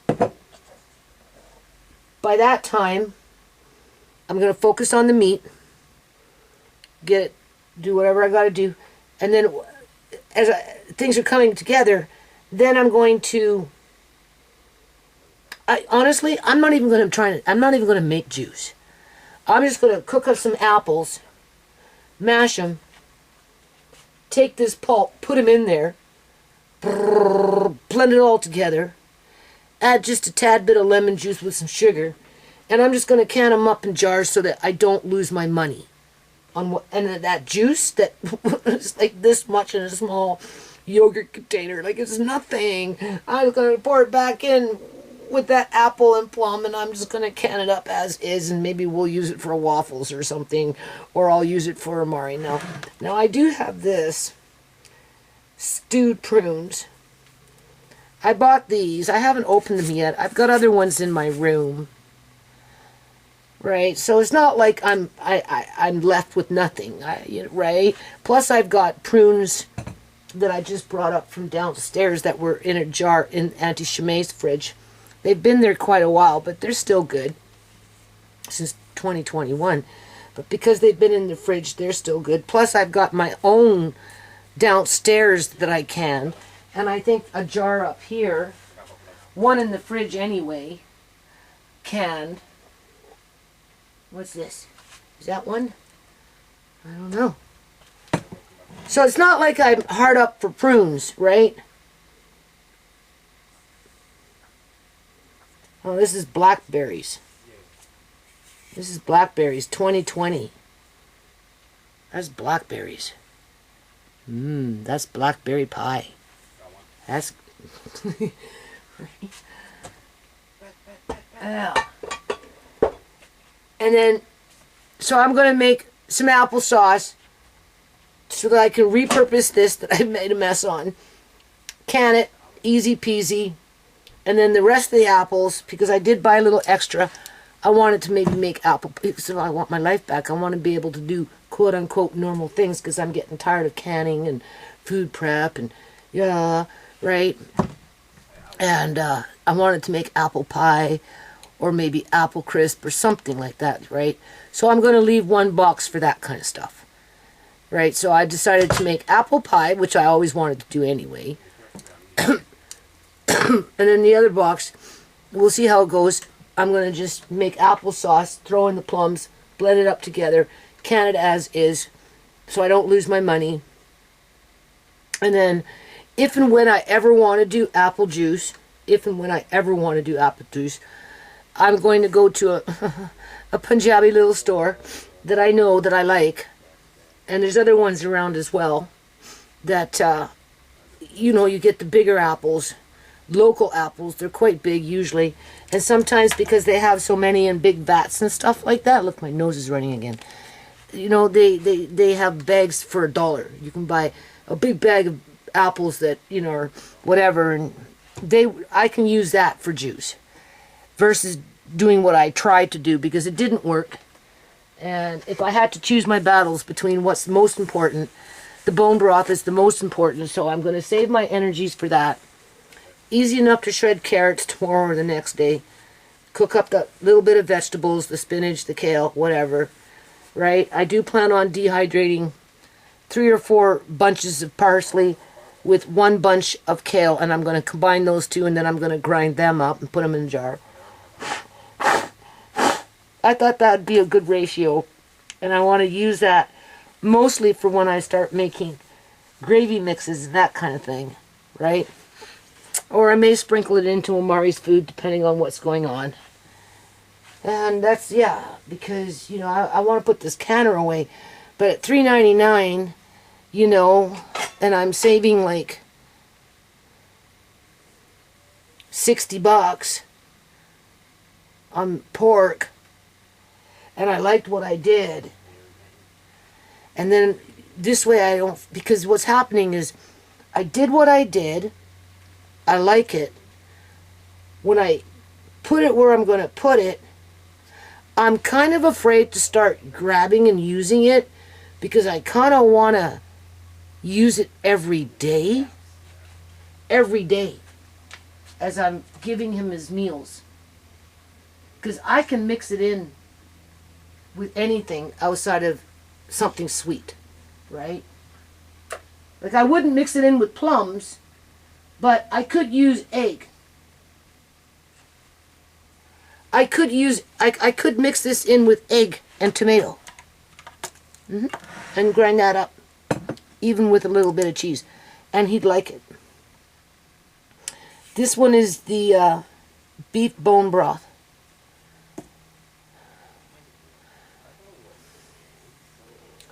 This is what he needs.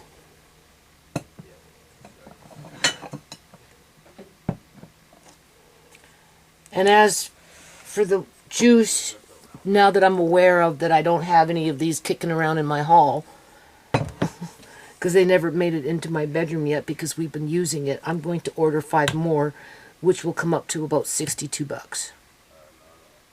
That's a lot of money. But that's that supplement to the main menu. Right? And I suppose I'll keep collecting the jars, and then when I get to some place where it's cheaper, where I can get a big bag of apples, maybe bigger. I don't know, I'm assuming they still have it like they used to. I haven't been out in a couple of years, so I wouldn't know. Then maybe I'll attempt to make apple juice just to repurpose the jars. Right. And that's it. Right. What else can I do? And as for what's going on with this rental situation, and I don't know. It makes life miserable. Yep. Because remember when I said, you're going forward, and then you've got somebody not pushing you back, but shoving you back. Where all of a sudden you're back 20 steps and you have to start all over again, only you've got a broken arm, a scraped up knee, and then you keep going, right? And then you get to a point where you feel like maybe you can put the past behind you. It comes right back and it shoves you back again. And now you're back here another 20, 30 feet, like footsteps, right? Your arm is still not working correctly. Your knee kind of is like gimped up now. And your rib is broken, right?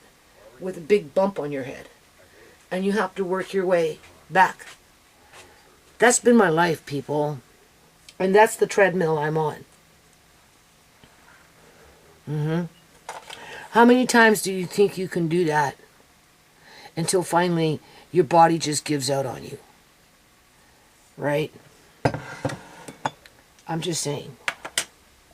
So for as hard as I'm trying to establish a routine where it actually works for Amari, it works for Andre, it can work for me, especially with what's happening to me in terms of going blind, to have somebody come and push you back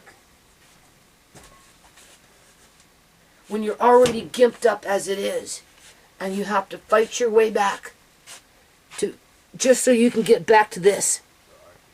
And, you know, be as best as you can with it, right?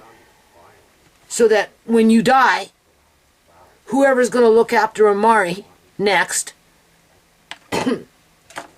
with Andre's assistance, they'll know what the hell to do. Unless, of course, they want to put him in foster care and put him back on those supplemental drinks and then give him that Emolax crap and, you know, and run him off to the doctor and start pumping him up with fucking pills and this, that, and everything else as, you know, right? Until eventually he just dies. Like, what the fuck? Like a stupid man. Stupid. So no regrets on buying that meat that I bought. I'm glad I did it. And I'm glad I brought up the subject of the juice because now I have to get online because I can still add to my order, right? It's over $300. I don't mind spending another $62 for that prune juice. And that gives me 5 more jars that basically just sit in my hall on the floor. And went on, where's juice? We need more juice. And I'm like, oh, it's on the hall in the floor there. I haven't put it away in my room. I got about 5 jars, something like that in my room, but I don't want to pull them out. I just want them there as an emergency, just in case. You never know what the fuck is going to happen, right? And why do you want to keep putting them away to bring them back out, to put them away to bring them back out? At least I know I have them there, and this is something that I need to, you know, I have to figure out how long 5 jars last for, and I got to order. If they last me 2 weeks, if that's all it lasts me is 2 weeks, then I need 10 jars a month. And I need this, so that's $124 a month in prune juice, just so that my grandson can have a somewhat quality of life in combination with a little of this and a little of that and anything else that I give him. And, you know, considering his situation, he's entitled to that, people. All my money doesn't have to go to fucking rent. I made sure that the rent was going to be paid, right? You know what I'm saying? I made sure that I'd never come to her and say, oh no, I can't afford the rent because I got to buy groceries. And I bought groceries first before I paid you. No, I made sure that her rent came first and I went into debt so that I could even fucking say I have fucking groceries in this house in terms of food security so that her rent gets met. But that's not good enough in this day and age when landlords can come to you and say, I want another $1,000. If you're not bringing me another $1,000 tomorrow, I'm sorry, at the end of the month when you go to pay rent on the 1st, then you can consider yourself to be a jackass who's taking advantage of me. And just let me tell you, I'm going to come in with the fucking bin, or I'm going to find some way to kick your ass out because you are a representation of trash and you don't produce a profit. And the faster we can get rid of you is the faster we can get fucking rich off of the next tenants that come in. We don't care where you go. We don't care what happens to your kids. We don't care what happens to your family. Because you're not worthy to be on this planet. You have no human rights.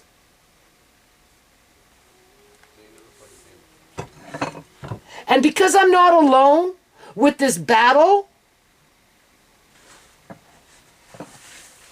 that should give me some solace. You know, like something to solace is like you should be comforted because you're not alone with it by yourself. You're not facing it by yourself, even though you feel like you're talking in the fucking wind. Especially when it comes to YouTube and their stupid shadow banning. Right?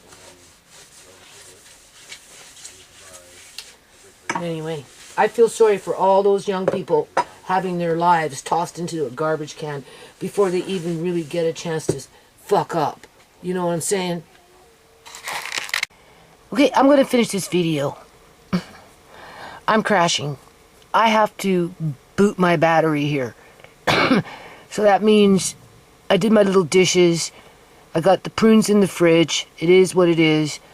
Andre went into the bedroom and got me a bag of jalapeno Miss Vicky chips and a bag of regular Miss Vicky chips. And I'm planting my ass down on the couch and I'm going to eat some chips and I'll probably fall asleep. Last night I lay down Andre brought me 3 hot dogs on bread with onions and ketchup. Well, they were chicken dogs, same thing, right? Pretty much. And I ate 2 of them. And I said, I don't think I can eat any more. I looked at the plate. I swear I blinked out. Andre moved it, and I slept. Like, I fell asleep. That was it. But then I get up at 4 or 5 in the morning. I've been up since 5, and it's already 4:30 in the afternoon. So I'm, like, so tired.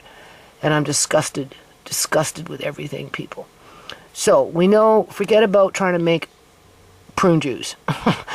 At least until my plum tree produces plums, and then I'll make an attempt to do it again. I may or may not make apple juice in the next couple of months in my travels when Tisha takes me to the quote-unquote food bank, and I stop off at my favorite little quote-unquote Punjabi local food market. And if they got apples in big bags for $1, $2 a bag, then yeah, I'll scoop them up and I'll attempt to make some apple juice, only because I've got all these jars piling up. So, organic juice, prune juice, pure prune juice. I bought 5 of them. They're on sale right now. If you buy 4, you can get them for $11.69. They actually dropped their price a little bit, dropped down to $12.49. I thought they were $12.99. Either or, I'm getting them at $11.69. So what I gotta do now is I need to, as a rough draft, write down the price. Forget the sale price, because they're not always on sale. So, on average, 5 jars, $62, and then just kind of see how long it takes me to go through those 5 jars. And then budget that into a monthly budget under a supplemental to the main menu of Amari, where I can say, okay, well, I got to spend this $120 on prune juice every month for Amari, just to make it easier for all of us, but mostly for him, as he's getting the best of the best when it comes to nutrients, okay? Right?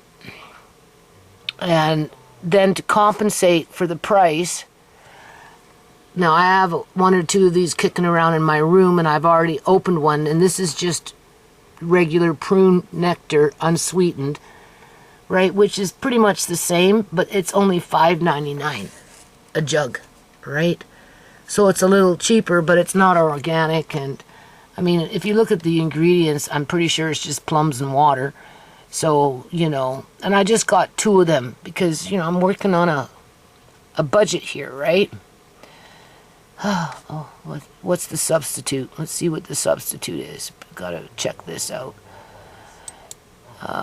And then, because I came back in, prune nectar.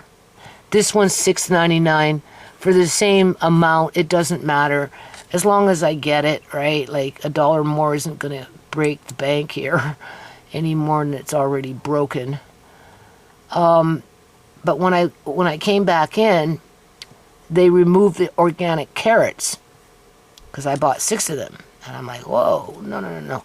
Now I know I've got some carrots, some organics in the fridge, whatever, but I'm gonna get 2 pounds or 2 bags of 5-pound bag, and because I'm gonna get to them, like, I don't think I'll do them tomorrow, but I'll definitely do them the next day.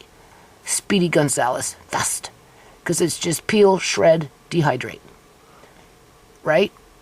And then organic carrots, bunched. So I'm gonna get the 2 bunch organic carrots, but the reason I'm doing that, because I have organic carrots in the fridge because I was gonna ferment carrots, but I just don't have the time.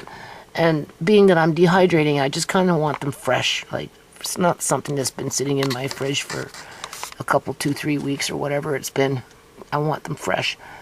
And I'm going to deal with them pretty much the next day. Right along with the 2 bags of parsnips. Yeah.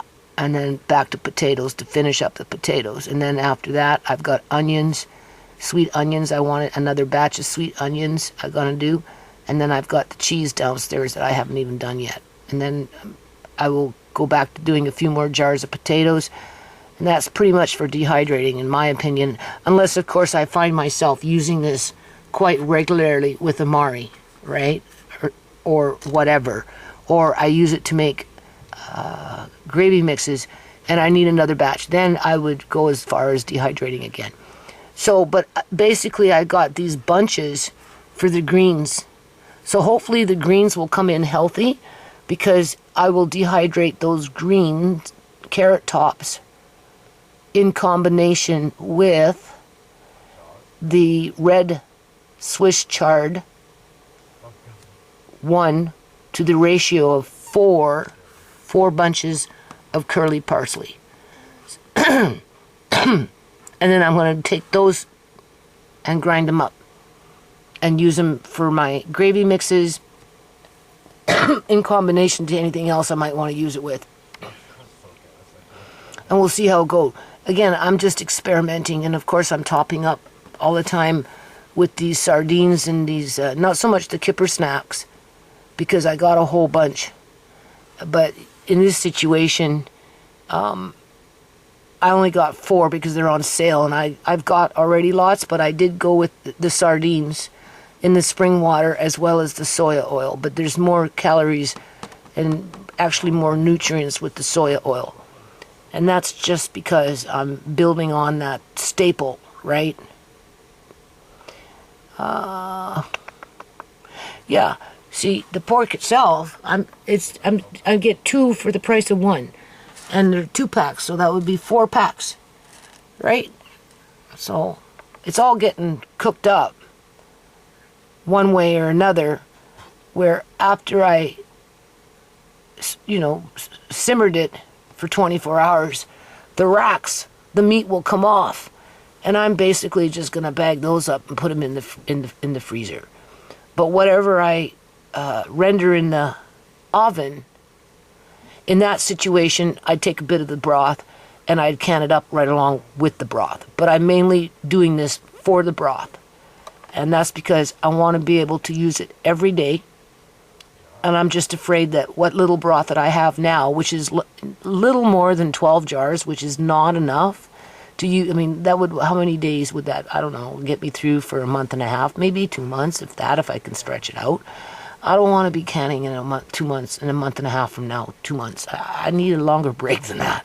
So that's kind of why I'm doing it. Plus, it worked out really well, and that pork broth was really delicious, and I like the way it gelled up, and I just like the end result of it, and it's a good price, and I've got the jars, so it's no sweat off of my back, and the canner's already up here. Yeah. So I'm glad I came back in, because I'd be choked not getting my carrots. So I should be able to get some kind of carrots. Yeah. And then, of course, my bill jumped up. But they haven't adjusted it yet. That's what it was, so I can get my free gift. But then I added in the juice, so my bill will jump up.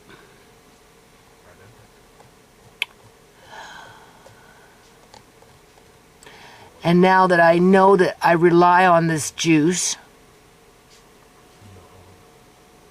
right, preferably this one, this is the main one that I like. This is the supplement to the supplement, okay? As a cost-saving measure without having to do it yourself. Like I tried and it didn't work. Now, some people can call me foolish for spending all this money on Amari, because weaning him off those drinks, sooner or later he will not even be getting 1. No, not even 1. He got lucky because he kind of likes them, but then they're not good for him in the long run, because they fill him up and they constipate him and they block him up, and he's not putting on any weight with them anyway, so it's not like we're really losing out here. But when I start doing what I want to do on a regular daily basis, especially with these bone broths with the high concentration of meat gelatin, oh, that's going to make a big difference over the long run, in combination with all the other foods that I'll be giving him. Like, literally, he loves it. right? Why are you spending all that money on that little boy? He doesn't need beef broth. He doesn't need chicken broth. He doesn't need pork gelatin. What for? You know? And then I'm buying Pampers and not relying on the government so much now to give me Huggies, because I can't stand Huggies because they leak. Since we've been using Pampers, we've been having less problems, but diapers are expensive too, you know. So that's another added cost that I have to write into the budget, right? Yeah. And then that will motivate me to go and get my diaper fabric, my cotton fabric, cut them up, serge them, make some rubber pants out of tent material, and start using cloth diapers at least for half a day in terms of during the day, and maybe put on the Pamper on at night, which will help to cut down on the cost, right? And just the bigger he gets, the bigger the diapers get. And who knows, maybe one day he'll even learn how to pee in a bedpan. I don't think it would ever happen, but he might. You never know, because he might just like the idea of being in something soft, like cotton, versus a Pamper, right? So, the only thing that I'll be requesting from the government this month which reminds me, will you remind me to phone tomorrow? Or diaper wipes? They'll be like, oh no, oh God forbid if they give me the drinks, people. Oh, if they give me 7 boxes of those drinks, I don't need them because I've got like 6 boxes or something like that downstairs. And I've got still Huggies in bags, like, you know, in packages that I'm just not really using. I'm trying to use a little here and a little there in between the Pampers because I've got them. I'm not saying I'll completely give up on them because, you know, I mean, like, just between the juice and the Pampers, my monthly budget can, you know, it's gone up, right? You know, just for those 2 things. And it just disturbs me that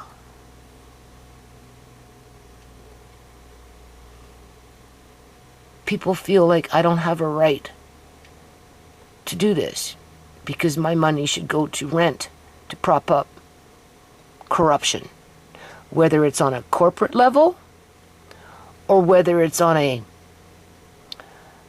because you can't consider my landlady to be quote-unquote corporate even though her daughter-in-law works for a realty company, right?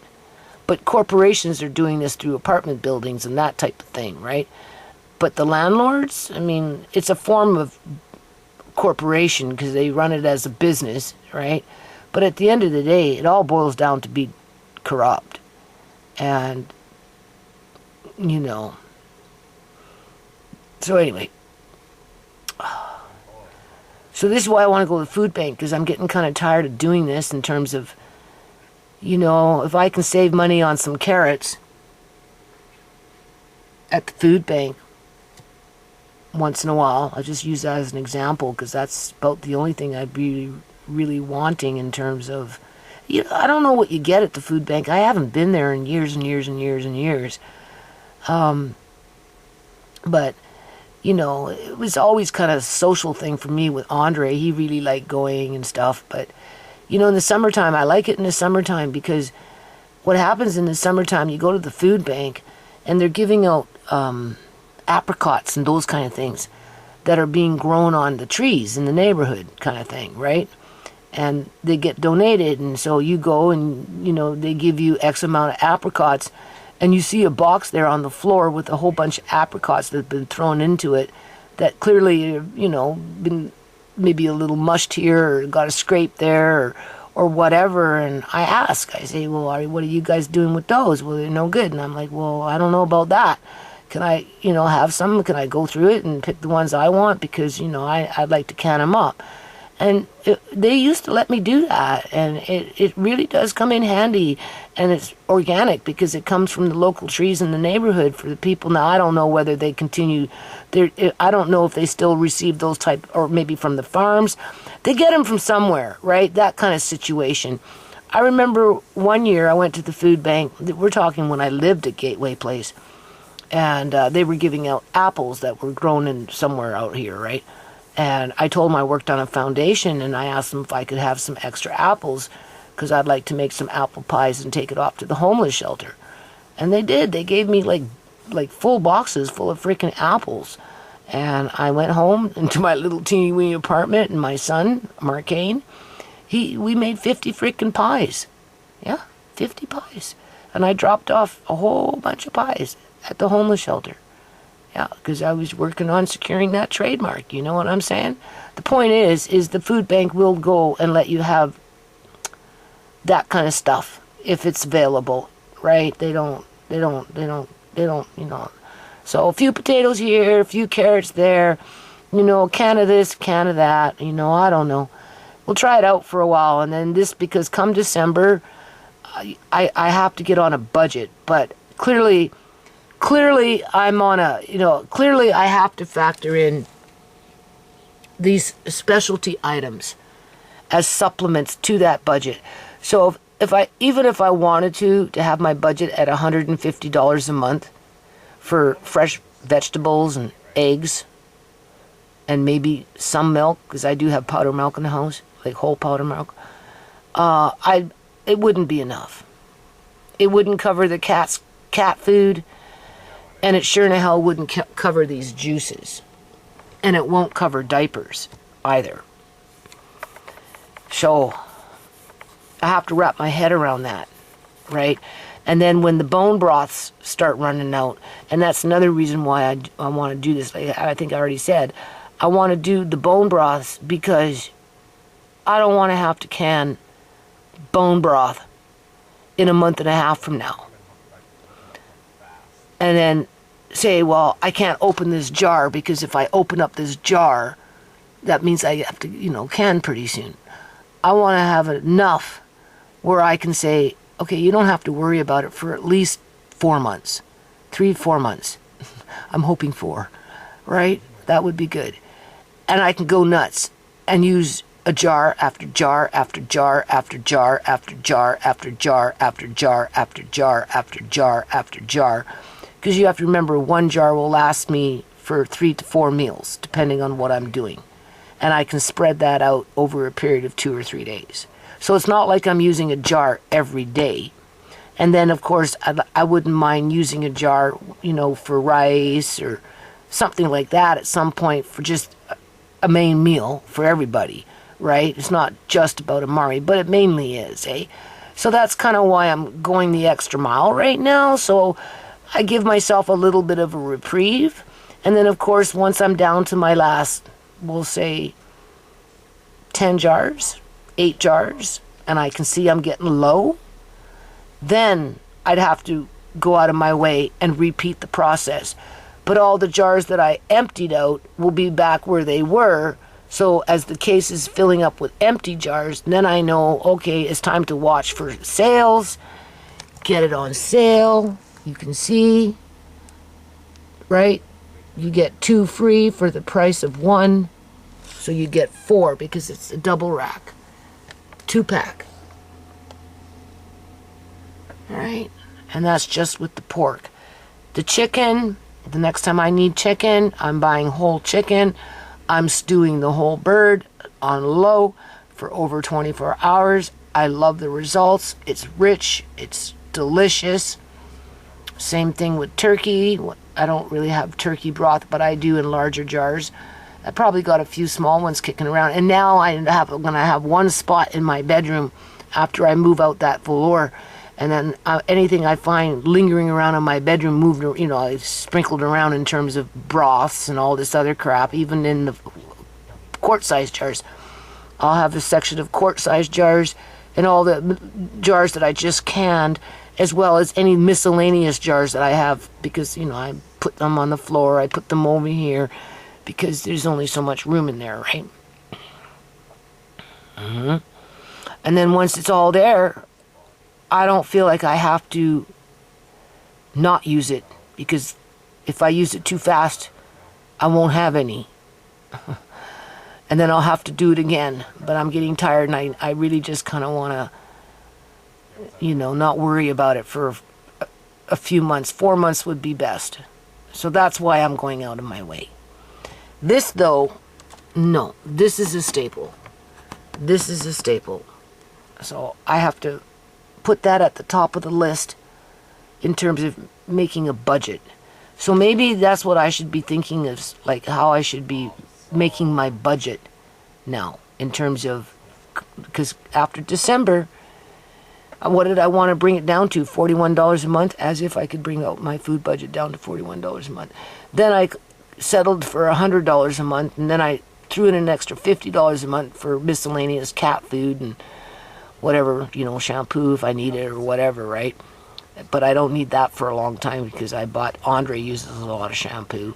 I don't need dish soap for a long time. I don't need laundry soap for a long time because I make my own laundry soap and I have the things that I need to make laundry soap. Plus I've got buckets of laundry soap. So I'm not worried about soap for laundry for well over a year, 2 years, even 3, I suppose. Well, maybe 2. Right? So, then I play catch up with my credit cards, basically. Oh yeah, right. Anyway, so I think the ratio for the greens, in terms of the powdered greens, for the gravies, 4 parsley bunches to 1 red Swiss chard to hopefully good carrot tops. I think that would make a very good addition to a beef gravy or a vegetable gravy seasoning, right? And maybe a pinch here and a pinch there for extra nutrients for Amari. So I am going to go and lay down and eat my chips. I'll probably fall asleep because I'm worn out, and I'm going to boot my battery for tomorrow, and I am going to do the beautiful rich pork bone broth with a high gelatin content because I'm going to cook up 2 racks with it on top of double the amount of bones. As a matter of fact, I might even go as far as do 2 separate pots going at one time because that's a lot of meat and a lot of bones. I think I'll do that.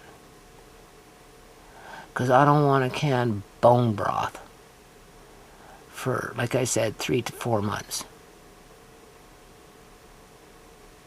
No.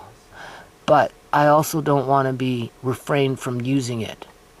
I want to be able to use it freely, guilt-free, and be happy for Amari that I can even give it to him. Yeah.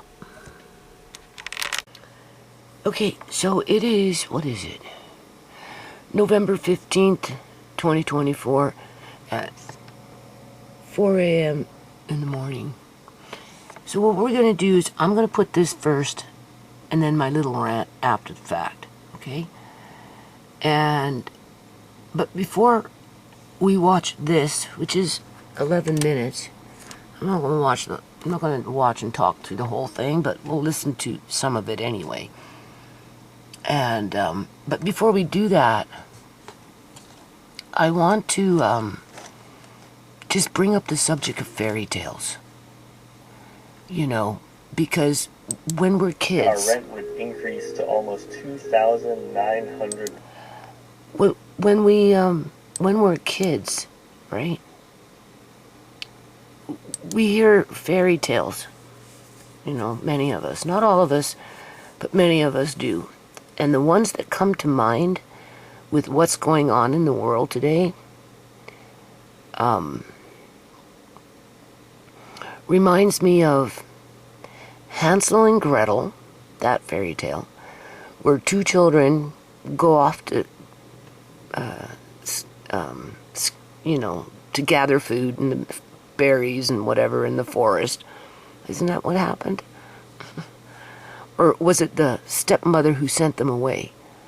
Either or, they ended up in the forest, and then along came a witch and somehow captured them and took the children back to her house, locked up them, put Hansel and Gretel in a cage, and tried to fatten them up for the oven, right? And yeah, okay. So All right. Because the witch was going to eat them. She had her sights on Hansel first. I guess because he was a boy and she was trying to fatten him up. Not because she wanted him to be healthy, but because she wanted to eat him. Okay, that's one fairy tale. And then I think of the 3 little pigs with the big bad wolf, right? With the wolf always coming back, trying to get into the house and eat the pigs and, and blow down the house to eat the pigs. And all right, that's the 3rd fairy tale that I'm thinking of. And they're all popping up in my head, like in a matter of half an hour. Because I'm trying to relate to, why wasn't I warned about this when I was a kid? Or because I'm 62, I'm like, well, I know it was rough when I was young, but nothing like what's going on now, right? In relation to the numbers of deaths of young people dying from, quote unquote, they did it to themselves. They were depressed, they were feeling suicidal, so therefore somehow it makes it okay, move on to the next victim, and then victimize that person twice as well, and so on, and so on, and so on, and so on, and so on. All right, so we got the 3 little pigs with the big bad wolf, we've got Hansel and Gretel with the witch, and then I'm thinking of Little Red Riding Hood, who's going to her grandma's house with a basket of food as she's walking through the forest to get to her grandma's house, and who comes along? The big bad wolf, right? And, he busts into grandma's house, eats grandma, right? And then waits and just for Little Red Riding Hood to show up so he can eat her. All right. And I'm like, well, isn't that what these landlords are doing? They lure you into their houses, thinking that you're going to be safe, and right, and right, and then once you get in the house, that's it. You're locked into it, and you can't get fucking out, and you're on a dinner plate to one degree or another, whether it's financially, emotionally through that loosh harvesting, or even physically when you die and your body parts become harvested. Okay, there's no different. No, it's not. The only thing is our governments condone it. Right? Okay. And what else do landlords do? So they lure you into their houses, they'll smile up in your face, act like they're great, grand, wonderful people, have you move in, right? Because, right? And when you move in, over time it begins to change, where they think they own you, right? They can come to your house and fucking harass you whenever they want, right? They can make threats on you. They can terrorize and intimidate you. They can abuse you by not fixing things and making more threats, or giving you excuse after excuse after excuse, just so that you can't do nothing about it and you're stuck, because they're fattening you up. For one reason or another, either they're taking every penny that they can from you when they can get it, and as fast as you get a little money somewhere else, they're knocking on your door saying, well, I know you got this amount of money. Well, how would you know that? You're my landlord. How would you know exactly how much money I get on fucking welfare? Right? Like, for example, when the New Democratic Party in British Columbia, Canada, it gave welfare recipients a little extra money in the amount of $150. Well, what did my landlady do not even a fucking month and a half, 2 months later? Well, you need more rent. You don't pay enough. The neighbor next door wants me to kick you out so he can rent it for me and I can make more money. And I'm like, oh, why you tell me these things? Like, why? You making, because it's gaslighting, it's that loosh harvesting, it's that psychological warfare, it's psychological abuse, where you are made to feel like you owe somebody something. So therefore you yourself will settle for less, because if you speak out, you will get punished. All right. So if the wolf keeps coming back, banging on the door, let me in so I can eat you, If the landlord keeps coming back, banging on the door, saying, give me more rent, give me more rent, give me more rent. I'm not doing this, I'm not doing that. You don't like it, you can move, right? I'm bringing in the whatever tactics they want to use, just, right? And because they're trying to eat you and eat your money, right? And if it's not your money, then yeah, they want you to be reduced down to a freaking slave mentality where you bow down and kiss their fucking toes. And if you don't kiss their toes, they're going to kick you off the mountain. But the problem is you're already hanging on a freaking mountain.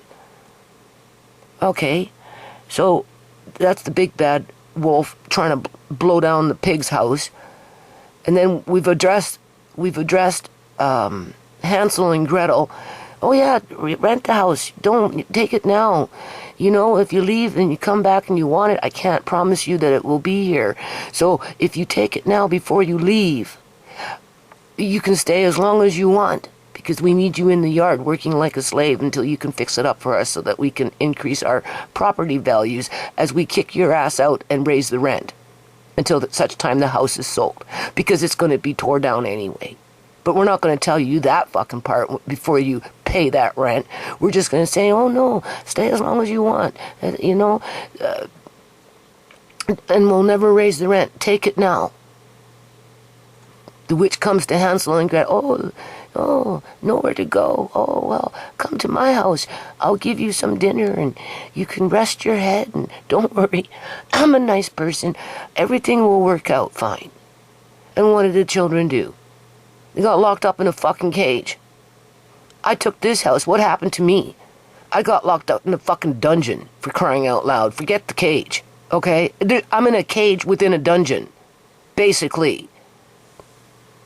Because I was lured into this house, people. With the intent to not help me, but hurt me. And if you're going to hurt me, you're going to hurt my family. And that's exactly what's been going on. All right. And then what was the third one? So we had the three little pigs. My short-term memory is completely shot. I have a pot in my fridge that Andre put it in there with a plate on top. And I don't even know what the frick is in there. That's how disturbed I am with my memory right now at this point. As for those plums, I don't think I'm going to bother with them. The precedence is the meat that's coming in today through delivery, right? Because it's better quality food, it's fresh, you know what I'm saying? And it's expensive. Whereas those plums, I don't like them. It was an experiment. I thought I'd try it. And okay, so before I continue on with this video, because clearly my little, storage card filled up. If it's not the battery dying on me, it's the freaking memory card filling up. Anyway, I think as I was sitting here transferring the files onto the computer, I think maybe after all these years, I'll finally break down. And get a cell phone. And then I'll have Andre run my live streams. And he can learn how to hook up to all those different social medias, because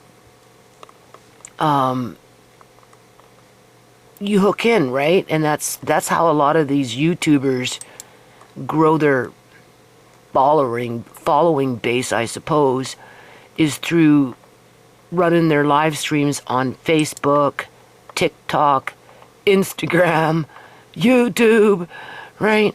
And they do it through their phones. Oh, so Andre likes electronics, so he'd probably be pretty good at it, right? So I think it would be a twofold in terms of not only is he learning how to work with technology more, right, through different platforms and that type of thing, and get some reading and thinking and just that whole process. It also puts my videos out there, not for the purpose to get attention for the one video that's being put out at a time versus it invites people to the history of the foundation. That's one, right? It's a big one right there. If there was no foundation, there'd be no videos. I don't think so.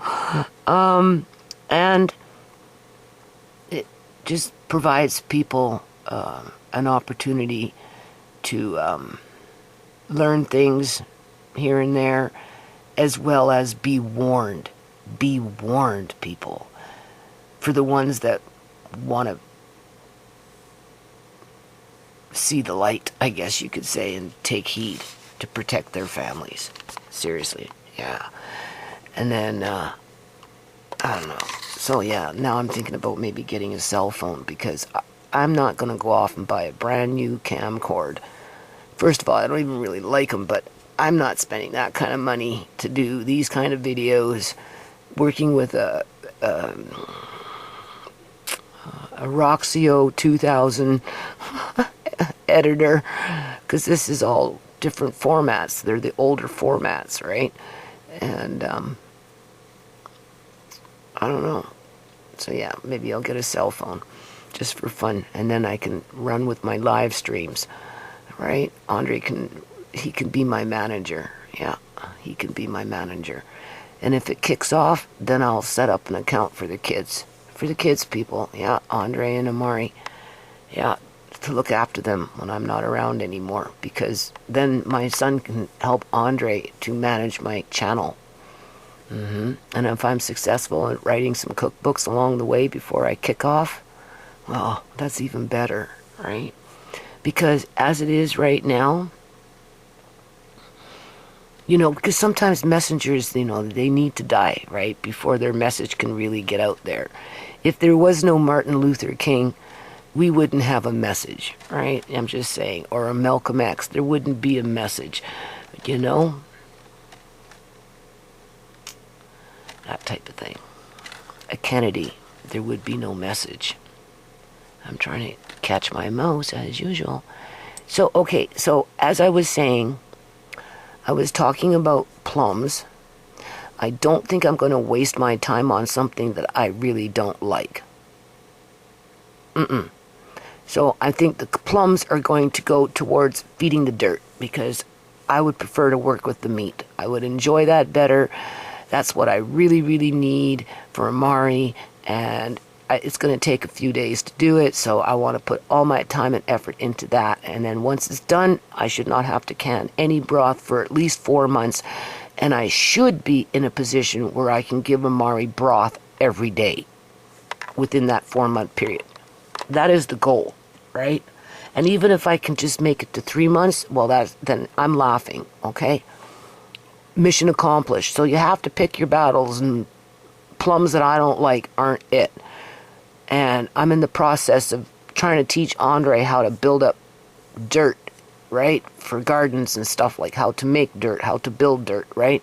When the dirt is has no nutrition. So anyway, that's what I'm going to do. So I'm going to just chuck the plums. And then as for the apples, well, we'll make a couple of apple pies.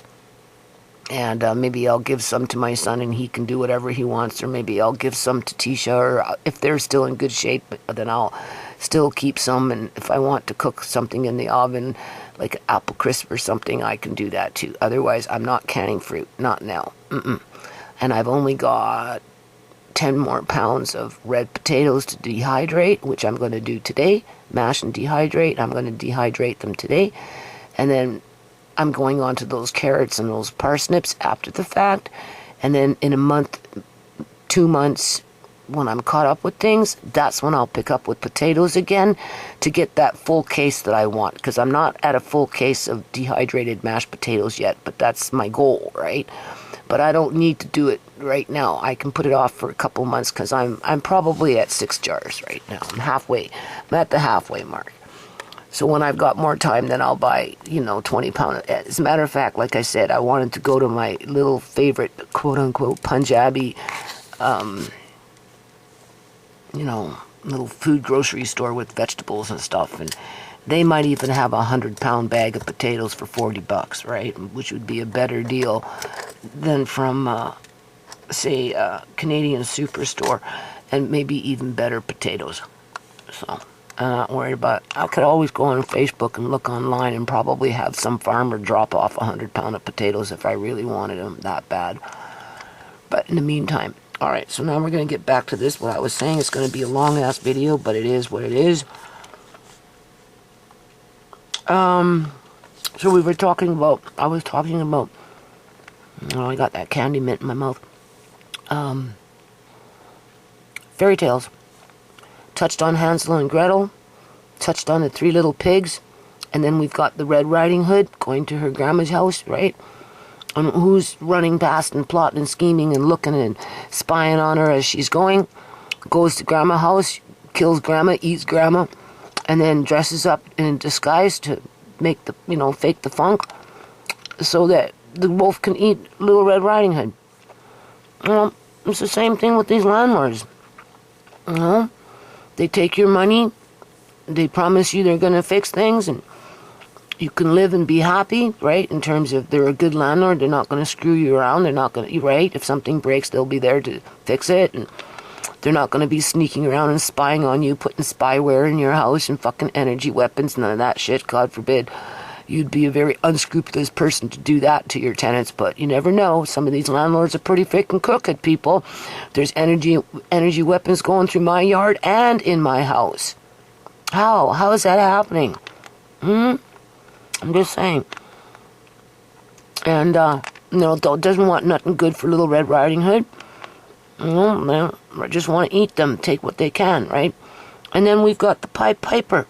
I just remembered, as I was putting these videos onto the other computer, I'm sitting here thinking about freaking fairy tales at 4:30 in the morning. And then along came the Pied Piper, piping his tune to take the children away. Alright? Not for good, but for harm. Okay? So, and we got this dude, pushing 70, if he's not 70 already, like in terms of years, right? 70 years old. Making passes at a young woman, right? Feeding the public some lie just because he can put a tune together and throw in some words. And somehow he becomes the most popular thing on fucking YouTube with the rest of his friends. Well, my channel continues to be shadow banned, right? You know what I'm saying? Like, what does this guy produce in terms of, like, he's a Pied Piper. He's not telling kids to stay home and focus on their school and, and grow up to be good people and, and don't have a, criminal mind or be deviant. And even if he is singing, "Oh, joy, let's get together and be one happy freaking family," it's just a lie because he's locked himself up in some fantasy land and wants everybody else to join it and pay for it while they're there. In other words, if you want to watch this person's videos, which aren't even videos, they're just songs, right? You have to pay YouTube to get a membership so that you don't get freaking ads. Right? I'm just saying. I'm stupid. Yeah, lurking around in the fucking dark. Like the big bad wolf. Right? It doesn't matter if the big bad wolf is blowing down the house. I guess it's her song. Right? And somehow she partnered up with trying to, what do you call it? And climb down the chimney. Right? Right. Yeah, let's see what's lurking in the freaking dark here, man. Oh my God. Come on.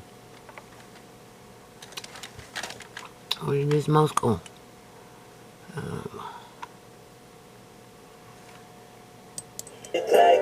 Yeah. 70-year-old man, 67, 70-year-old man, hustling young women for money. Portraying false love. Yeah, that's his sale pitch. Just another boogeyman lurking around, another boogeyman lurking around in the dark. Hansel and Gretel, another boogeyman with the witch lurking around in the dark, right? Little Red Riding Hood can't even walk to her grandma's house without some pervert hiding in the bushes, plotting and scheming how he can get to her, right? Just another boogeyman lurking around in the dark, right? And then who was the other one? Serious, Hansel and Gretel, said that one. 3 little pigs, right? Hell, that one just comes banging on your fucking door every freaking month. Let me in, I'm gonna eat you little pigs.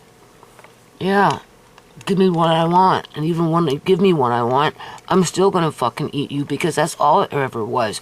So whatever okie dokie they sell you before you put them, put down that cash. It's just that. It's just okie dokie because you were set up to fail. And now they're going in for the fucking kill nationally, basically. Because there's just way too many people falling through the cracks. And they can't blame the drug addicts for this one. No, because the people that were out on the street that are drug addicts were people that had jobs and da-da-dee-da-da. Many of them were not drug addicts until they got thrown out into the streets. And they're just repeating the cycle. Only it's hard labor now. It's not contractions. It's freaking hard labor. And these young people have been so freaking pacified. Right? With the just whatever goes on in our food supply and all that other stuff. What they put in the water. It makes men more feminine. Less apt to fight for their families. Where women are like, I don't know. Anyway. Okay.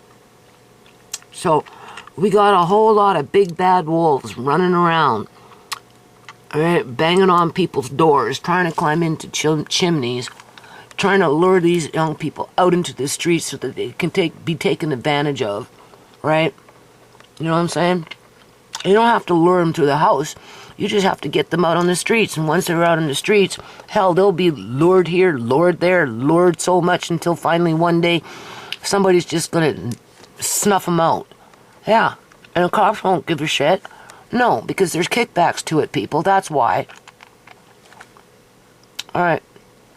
Let's just listen for a bit. And then I'm going to, like I said, I'm putting this first. And then my whole lot of other stuff that relates to this subject next. And then the next video will probably start with the pork again. Because I don't like it when I create work for myself. Never mind having to try and put this shit away yet. But I have a plan as to where I want to put it. And I feel good about it. It's just I don't feel good about having to move that trunk with all that velour fabric in it. Never mind whatever else is on top of that trunk. And have no place to put it. But it's a start to start moving things around to think about, well, what are you going to do with the velour? Are you going to sell something? And are you going to make something and try and sell it? In terms of a dress or whatever, or are you just going to sell the fabric? It's one or the other, right?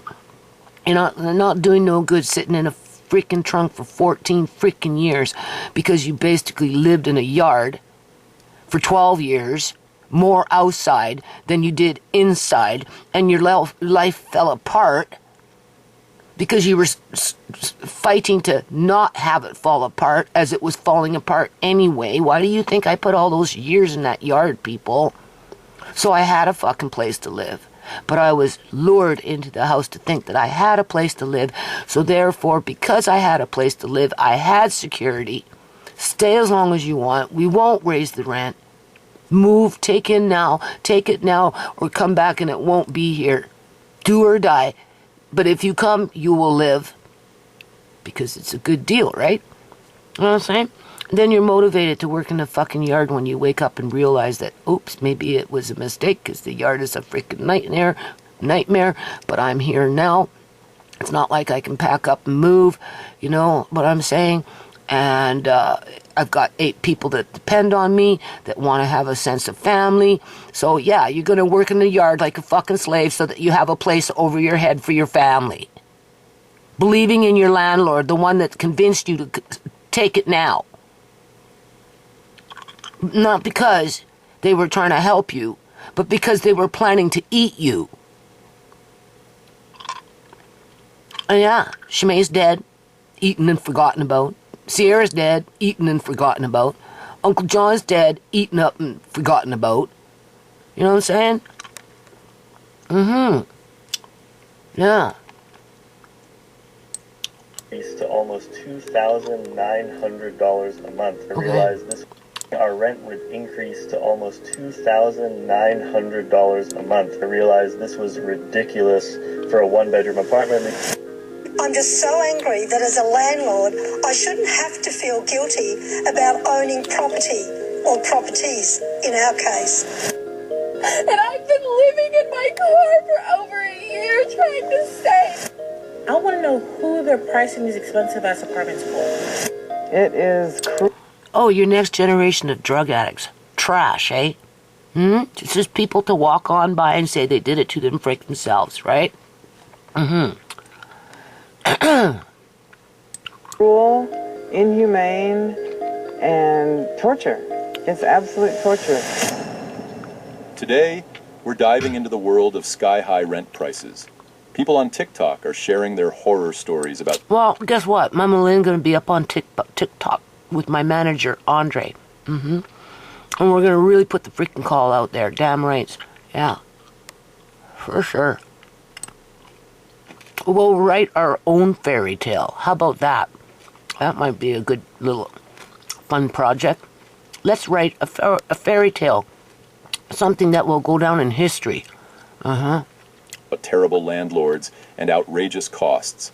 Let's watch these videos, see what's really going on. There was a listing on Facebook for an apartment, and I've been living in my car for over a year trying to save. And they blocked me and took all my money that I've saved for months. Finally got an update from my bank. I disputed the transaction immediately with my bank while I was waiting for the police to arrive at the apartment that I was at.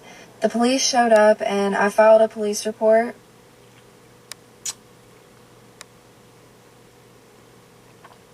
I told the police what was happening while I was on the phone with my bank, telling them what was happening. The police officer let me know there probably wasn't going to be any justice for me for up to a year. But I got an email today from my bank.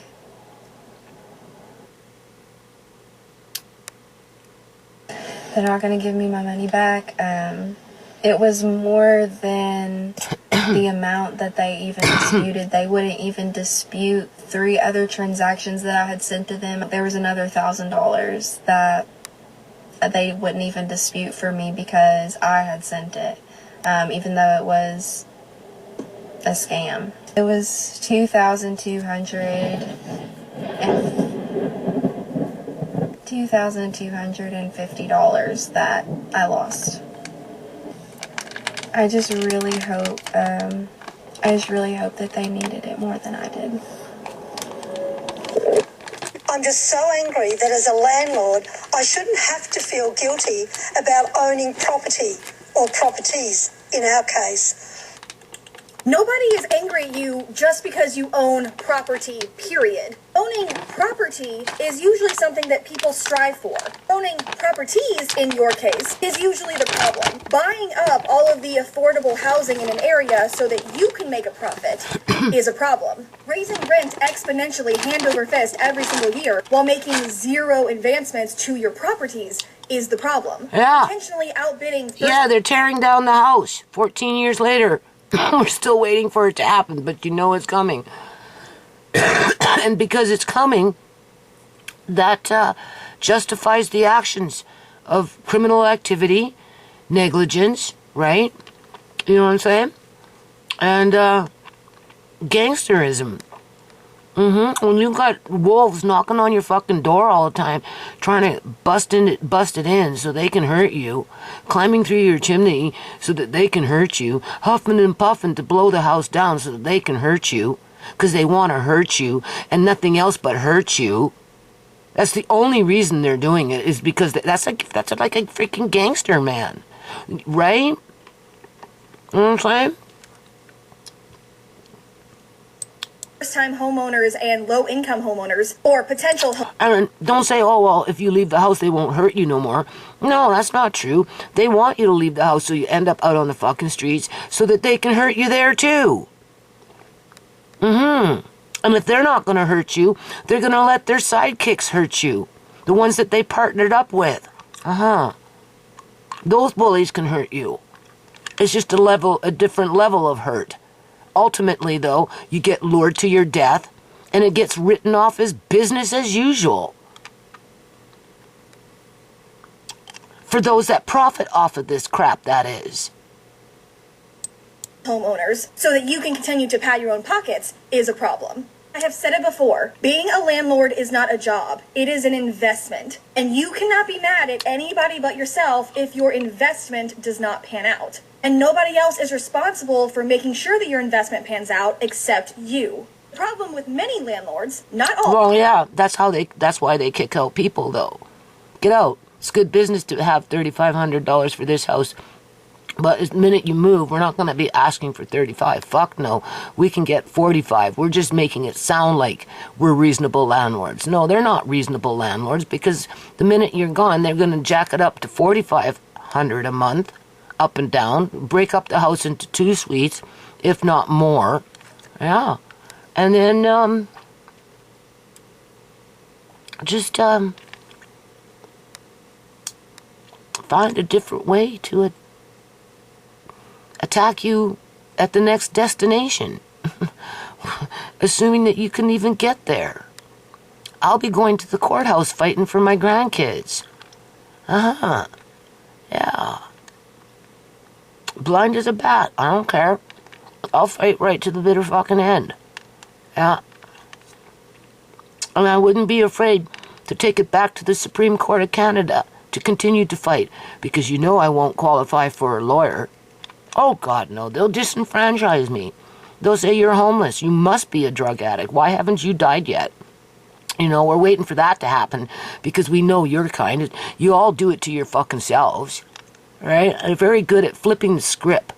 There's a certain term for that type of individual that does that kind of stuff. I don't know exactly what it is called, but they're blaming you for their behavior. They're very good at it. It's a form of manipulation, so that they don't have to take responsibility for their quote-unquote bad behavior. All, but many, is that they see their tenants as money makers and not people. Yeah, they see their tenants as dinner. Yeah, come knocking on the door. I'm going to huff and puff and blow your house in because I want to eat you. You're my dinner. Them accordingly. Y'all, 18 people are homeless because the apartment complex doubled their rent from $950 to $1,800 just so they can get them out because they sold it. And they tried to give them a 30-day notice, but Colorado was like, wait a minute, we have to give 60, but this is just sad and shouldn't even be happening here at all, period. Almost every single person who lived here at the Meadows Apartments in Buena Vista. That's what they're doing out here in British Columbia, Canada.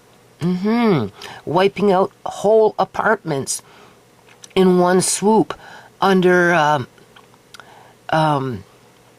ordinance of I have it written down, right? But it kind of falls under a I'm not even going to get into that, where they say they're doing it for the public good under that, domain taking over, right? And it's for the public good. No, there's nothing public about this, okay? No longer lives here. After that rent increase, they're basically calling this a mass forced eviction. So my rent went from $950 a month to $1,800 a month, and we were given 2 days notice that we had a 30-day notice to evacuate. Which, according to Colorado law, you cannot do. You have to give 60 days notice. Trek Real Estate Company in Colorado Springs walked back their threat, according to tenants, but not the double rent hike. It is cruel, inhumane, and torture. It's absolute torture. Deborah Noble was told she and her husband... Boils down to that loosh harvesting. And the more they can make you self-doubt yourself, hate yourself, be sad, be miserable, the whole 9 yards, the more they can control you and manipulate you and not take responsibility for their bad behavior. Undergoing cancer treatment right now would be able to stay on as property managers until Trek changed its mind. She called me and said that they were not going to honor their agreement with us and that we had to move. So they fired and evicted a cancer patient on the day... Oh, yeah. My landlady just threatening to kick out a blind woman with a disabled child and an orphan. Right? And not just a one-time threat. It's on and on and on. Is that wolf keep coming back, right? Let me blow your house in. I'm going to huff and puff and eat you 3 little pigs, right? I'm just going to hide out and in the bushes and follow you and track you. And then I'm going to put on a disguise and I'm going to smile up in your face and hope that you don't see me for what I am. And as soon as you're not looking, I'm going to fucking eat you. Let me bring in the bins and just throw your shit out in the garbage. If that's not eating somebody up, I don't know what is, because you know they're not throwing out some good shit. They're running off with it, and they're pillaging it, and they're profiteering off of it. But why should you even be threatened with it in the first place when you've done nothing wrong? And that's the point. He was to go home from his last treatment. Not to mention... And you cannot hold the yard against me, because first of all, it was her responsibility to do something with a half a yard of fucking sand with a whole bunch of freaking gravel rocks underneath it, so it became one big public freaking neighborhood cat litter box, not to mention raccoons shitting in it with a whole bunch of morning glory running through it. And you expect your tenant to live with that? Like I said, they had me come in at the nighttime, people. How the hell was I supposed to know half a yard in the front was going to be full of fucking sand? I rented the house at night. I had no choice. Take it now or leave it. Which one do you want? Don't worry, stay as long as you want. We'll never raise the rent. Oh, well, that sounds pretty good. I have an injured family. My family needs to relax and get some roots, settle down and have faith in life and opportunity and, right, rebuild their self-esteem, considering everything that we had already been through. Oh no, it was a trap. It was a trap. Hansel and Gretel, there's another fairy tale. It became a trap.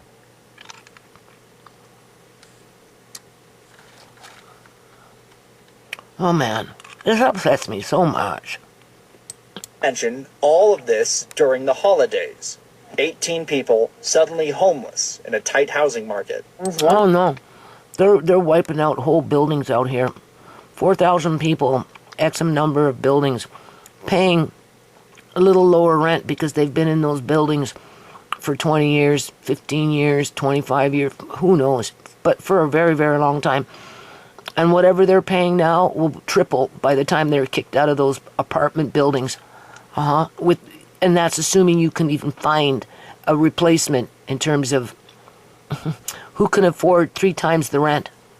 If you're paying $1,000 for the apartment, for example, we'll just say, because you live in the past, then they come along and throw your ass out with another 500 people. Well, forget that, 500 suites from multiple apartment buildings, and everybody's now forced to pay at least $3,000 for less than what they had.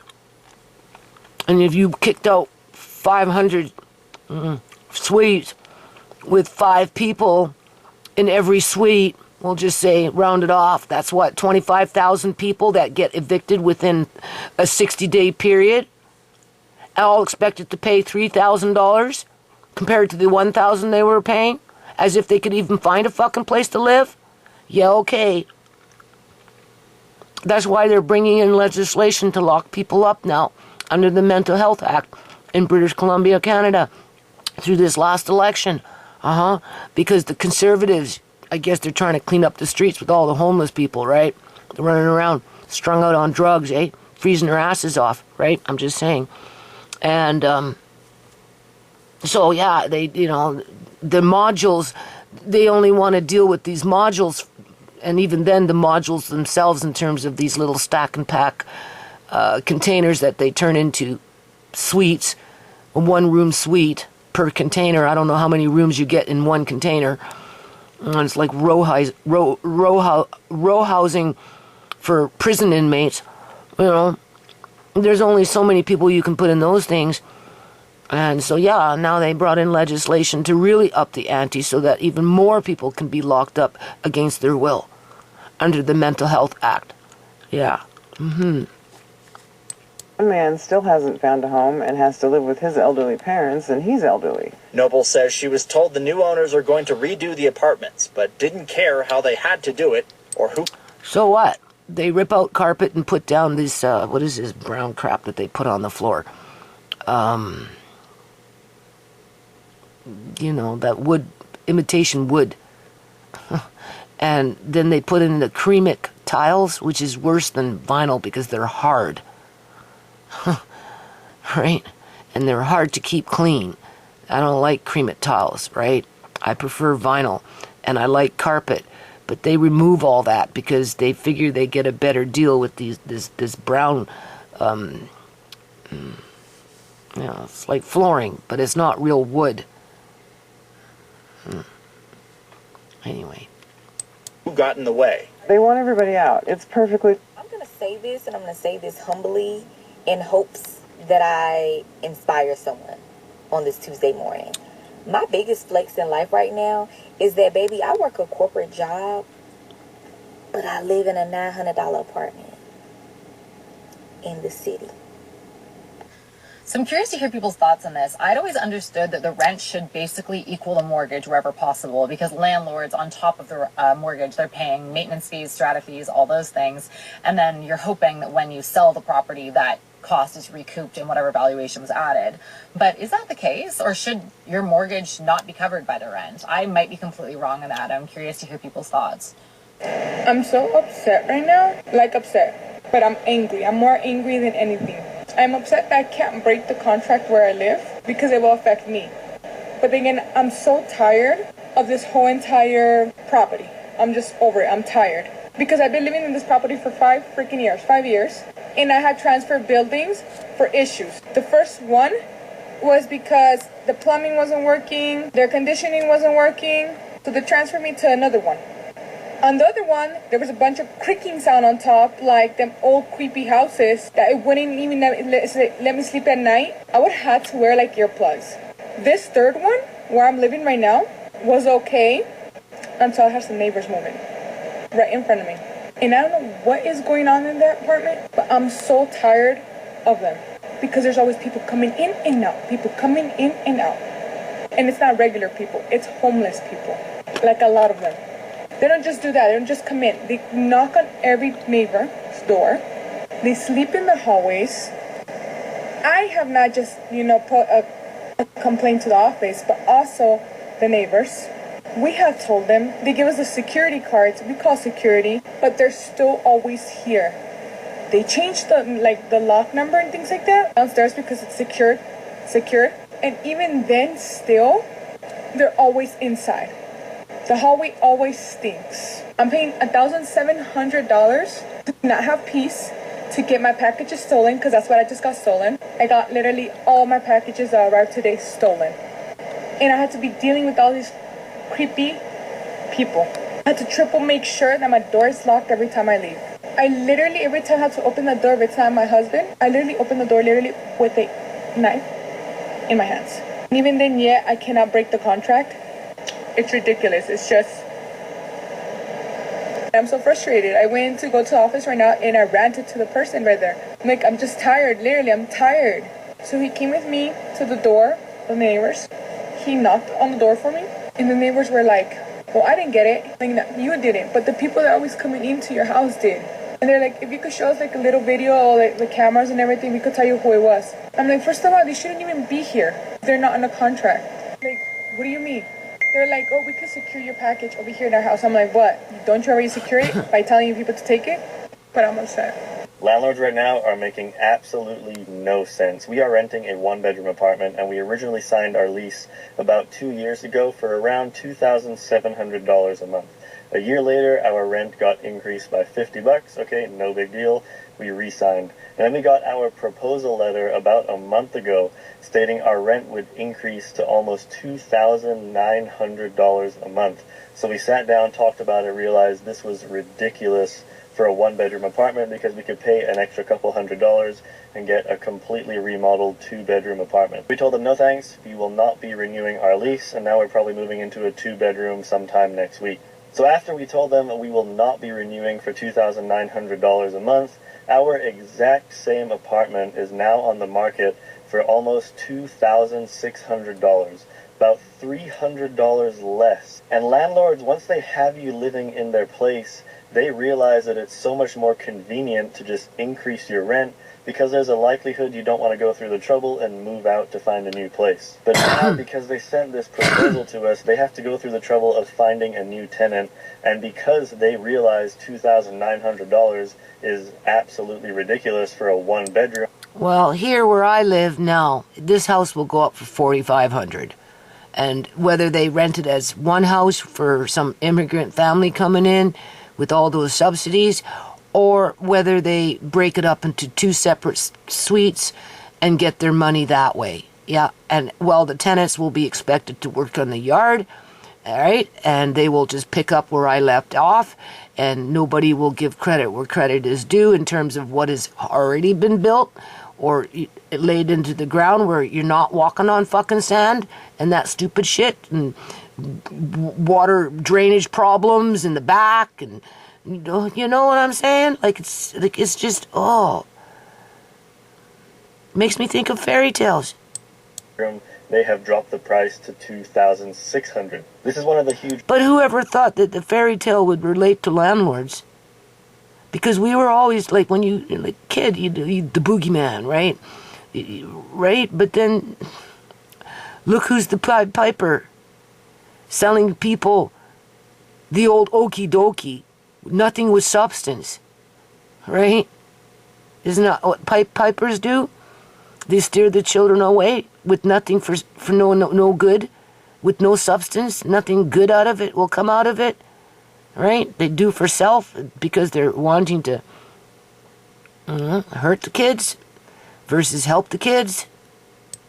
Reasons inflation has been going up, rent is a large factor when it comes to the cost of living, and landlords often just increase the rent because they know it's more convenient. And before you comment, you're a realtor, you're selling houses, and you're renting a place, yes, we have talked about it multiple times. We are saving up for a single family home with a large piece of land, and as of right now, you need to make about $350,000 a year in order to afford the house that we want. We do not want to move into a condo or a townhouse. We are saving up for a larger home.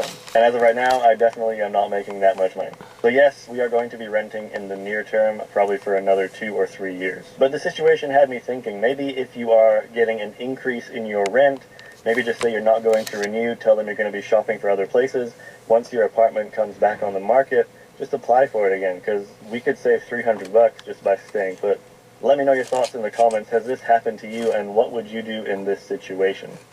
I want to know who they're pricing these expensive ass apartments for. Who are they pricing it for? Because there's no way that I can't find a one bedroom, one bathroom for lower than $2,300 that's actually decent. No roaches, no rats. We should not be in a state where minimum wage workers have to live with 3 to 4 people in order to afford to live. Everyone at minimum should be able to afford to live alone. Period. Well, that was a roller coaster of emotions. Let me know in the comments what you think about these crazy rent prices. And don't forget to like